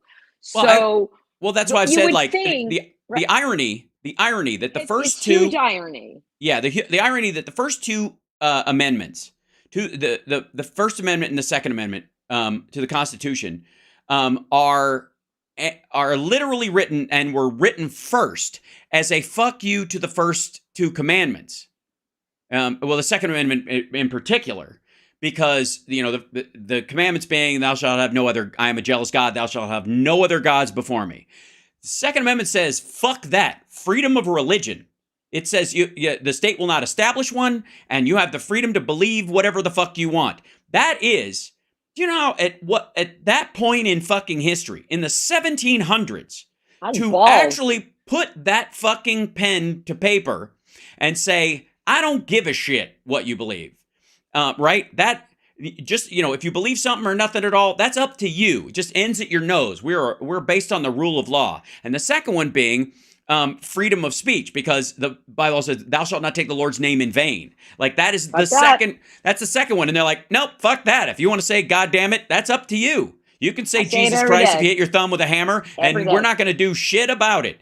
That's that. And the fact that they wrote it that way, the idea that, and this always bugged me about the Tea Partiers. This always bugged me about the folks that were, like the alleged family values Christian Republicans, is like, you guys do realize they were always about the Founding Fathers. And I'm like, you do realize the Founding Fathers were really clear about that part of it. Oh yeah, super clear. Yeah. And that's a great way to reiterate that they're not familiar with the Constitution and Donald Trump can't name a single Bible verse and all of that shit. Pointing out the hypocrisy when we have the document, we have the literal receipts literally written out by hand. We have that. And they still want to try to interpret it in their own way and twist themselves into conspiracy pretzels rather than say, here's what it is. Here's what happened. Here's the truth. Here's what he said. Here's what he did. Here's the law. Here's the law he broke. It's just that cult mentality of denying what's right in front of you. And it goes back to, I mean, we have so much proof that we can show that is true, that we don't have to make shit up. We don't have to, we don't respond with memes that lie, like we always come back with facts. And so, if people want to misinterpret the Constitution, they can misinterpret it all they want, but it doesn't change the fact that the Constitution says what it says. And it doesn't change the fact that I'm allowed to say, fuck the Bible if I want, because I'm an American citizen and I have the freedom to do that. What they don't have the freedom to do is take it the next step into a violent expression of their belief system.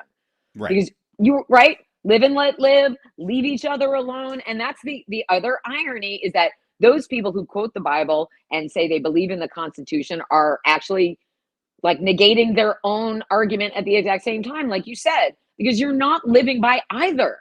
You're not living by the Bible or the Constitution. What you're doing is living by this word salad that Donald Trump spewed at you.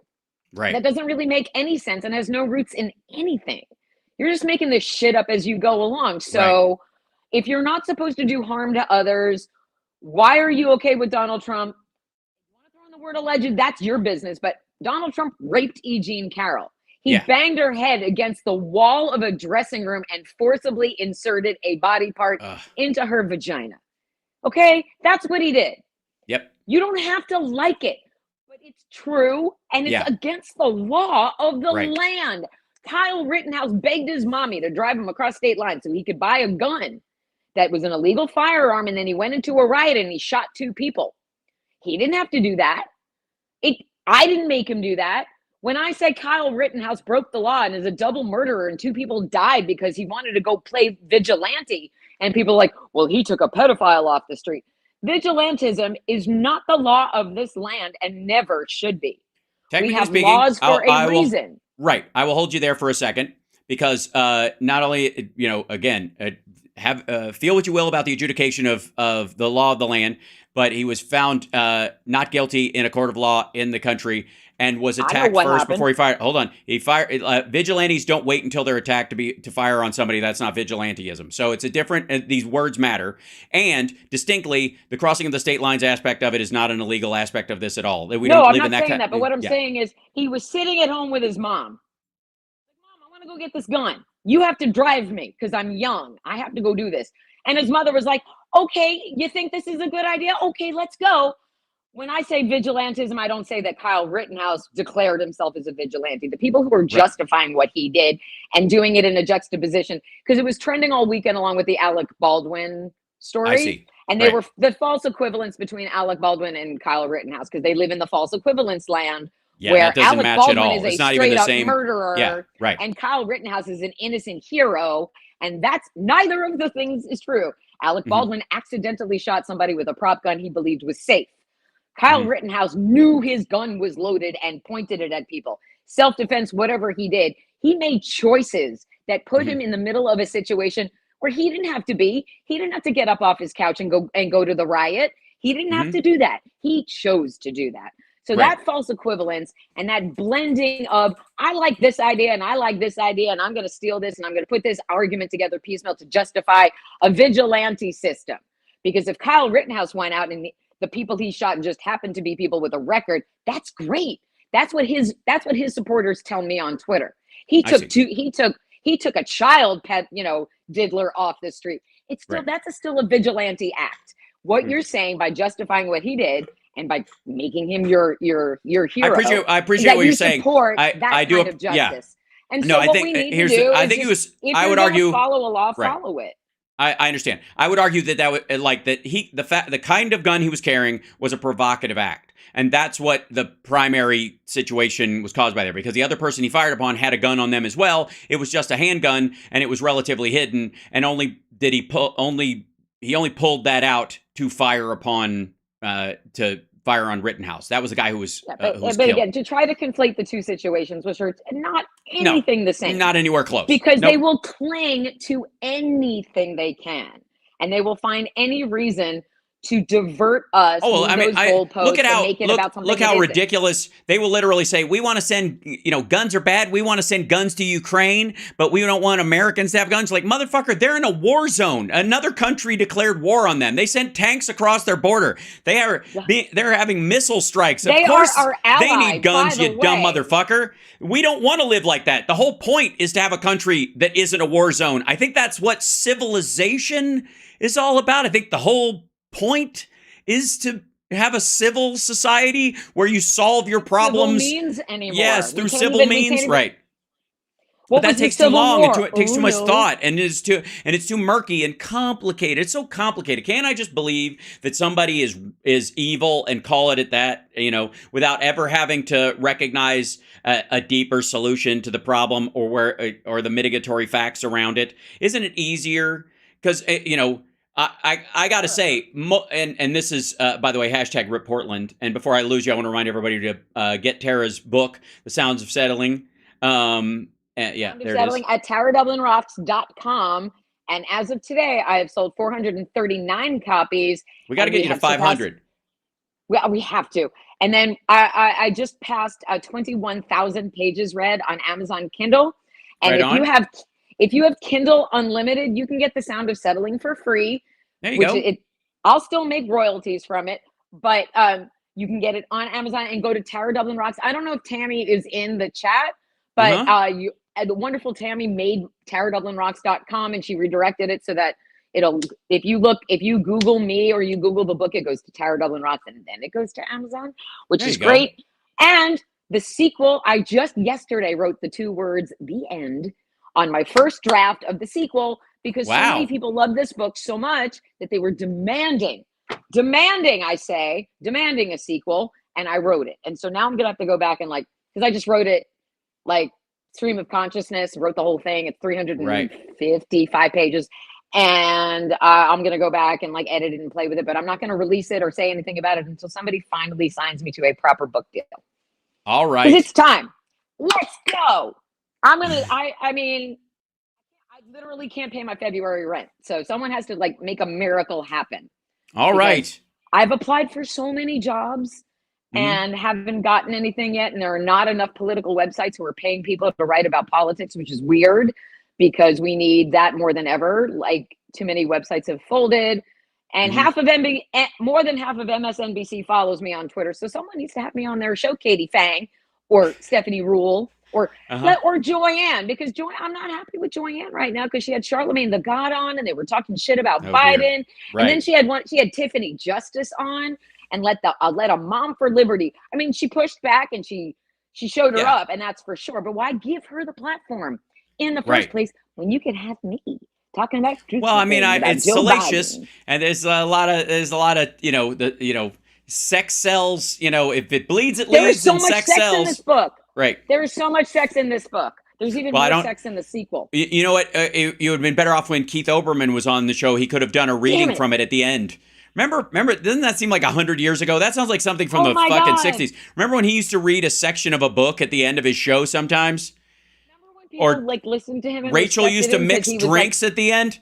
Oh my God! Remember what life was before Trump just threw his diaper all Trump over just our political screwed the norms. fucking pooch. Yeah. Do you remember? And now when I say sometimes when I'm flipping and trying to find something to watch and a movie is made before 2016, I'm like, aw, because it'll be sweet. There'll be a sweetness to it. It'll be nostalgic because it's before the garbage fire was lit. And people were nicer to each other and they have flip phones and they did, and it's just cute. It's cute now to look back because there was a time where we didn't live like this at threat level midnight 24/7. So that's why we have to get the book published so that all I really have to focus on is adapting it into a screenplay. That's all I want to do. I don't want to sit here and write. I haven't, by the way, we had an ice storm repeatedly. We had 7 ice storms last week in Portland or whatever. Wow. I haven't left my apartment since last Monday. So that's how I got to, I probably wrote 200 pages of the sequel just last week because I couldn't go anywhere Couldn't go anywhere, couldn't do anything. Well, that's it. Well, welcome to the welcome to the world of creation before the internet and back in the days when there were no paved roads anywhere. Yeah, now you can Venmo me $5 so that I can feed my cats. So, it's 6 of 1, right? Like, we were nicer to each other in the years before the internet, but if we were broke ass, there was no way to ask for help. So I don't know. Yeah, I don't know. There are trade-offs. Out there are a good group of people who are watching this, who are connected to us, right? Everybody who watches you is a good human being, and they carry that goodness out with them into the world. And so when we're on the socials, please use the hashtag #TheResistance2024, because we need to let them know that we are a united front that they're not going to be able to fuck with. Right. That's our intention. Aside from making me hella famous and taking you with me, Hal, there is a part for you in the streaming series, as there is one for Jimmy Fallon and Mark Hamill. So, I'm doing my best to keep fit for it. So, I mean, you don't have to. You're not going to be. I'm sorry, but you're not in the band. You're not in the band. I'm sorry. Do you want to be a roadie? You could be a roadie. I have an actual part for you, but if you would prefer to be a roadie instead of a cool corporate, so the part I have in mind for you is this cheesy, sleazy corporate early '90s label executive, record label executive. I can see that. Yep, you already have the ponytail. And I look like I'm up to something. I get it. It's it's typecasting. I understand. I understand. Like you're on Entourage. I want you walking around like you were on the pilot of Entourage. That's that guy. And it's gonna be so good. It's gonna be so good when it happens. So someone out there is gonna sign Tara, and then we're also gonna reelect Joe Biden and Kamala Harris, and we're gonna make magic. This year is gonna be the best year ever. My word for this year is abundance. Abundance. Yeah, goddamn right. Goddamn right. Let's go.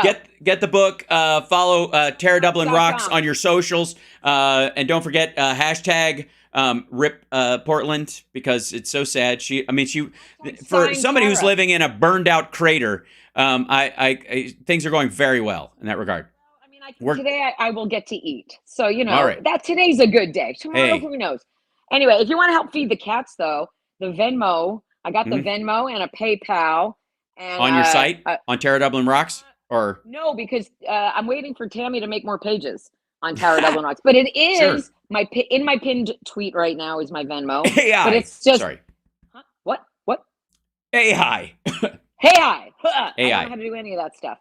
I'm not tech savvy. That's why we need great people like Tammy to help build us websites. Anyway, if you want to check in with me, I'm on Twitter at Tara Dublin Rocks, and I can guide you to all the right places. Excellent. Please do. All right, and I've got to go write up my little talking point about how Republicans. Your manifesto. Let's make it happen. Your border, the border thing between the Ukraine border and our border. Get that written, and so the major and I can tweet it out and stuff. I'll get Mark Hamill to retweet it. He's a good one. All right. I insist. All right. Will do. All right. Take care. Everybody say goodbye. Tara Dublin. Yeah. See you next Monday. There she goes, ladies and gentlemen. Help her out. Get the book. Do the thing and help it. And by the way, like and subscribe to the show while you're at it. So busy promoting other people that I almost forget to promote myself. It's HAL Sparks Mega Worldwide. Infotainmentwars.com. Share that link. We don't need the documents. We got everything memorized. And if we don't, we have it listed in our Notion and on our notes. I want to thank Andrea and CSL and Mark and everybody for helping us coordinate the show, because I'm good at this part of it. I'm really good at this part of it. I really am. The other parts of it, it's not that I couldn't do them, but if I did them, that would be the only thing I do. You know what I mean? I'm that kind of a brain. And since I have to focus on doing this part, are we close to a hype train? Hype train! I don't know. Maybe on our way out the door. That's hard to say. What do you think? What do you think? And by the way, welcome Instagram people who are now here as part of our... Yeah. That's a regular thing. Trying to keep us all firing on all cylinders. So hi Instagram folks. I'll try and make sure that because you have to re-up it every time and it's kind of a pain in the ass. But I would rather be sending the show out to there rather than just to shitter and the like. So I'm going to try and expand that as we go, because again, I may not hit bottom, but I'll scrape the shit out of the sides. I'm looking for broad, shallow appeal. That's my goal. All right. Love you guys. Take care. I'll see you later this afternoon. Yes. And then, oh, by the way, program note, no show tomorrow because I have the jam. And this Friday, I'm at Flappers. So I'll be doing the show on Friday and more than likely radio, depending on if I feel like driving back or whatever the fuck. I'll be doing radio from, no, I'm going to drive back after the show, aren't I? Yeah. I mean, it's a late show, but even still, I'll drive back and do the radio because I don't want to. Maybe I'll fly it. We'll figure it out. Shit. Anyways, tomorrow, no show simply because I will be, I got to sing. It's metal night. And I'm doing Run to the Hills. I'm doing Mob Rules. I'm doing Ace of Spades, all in the same show.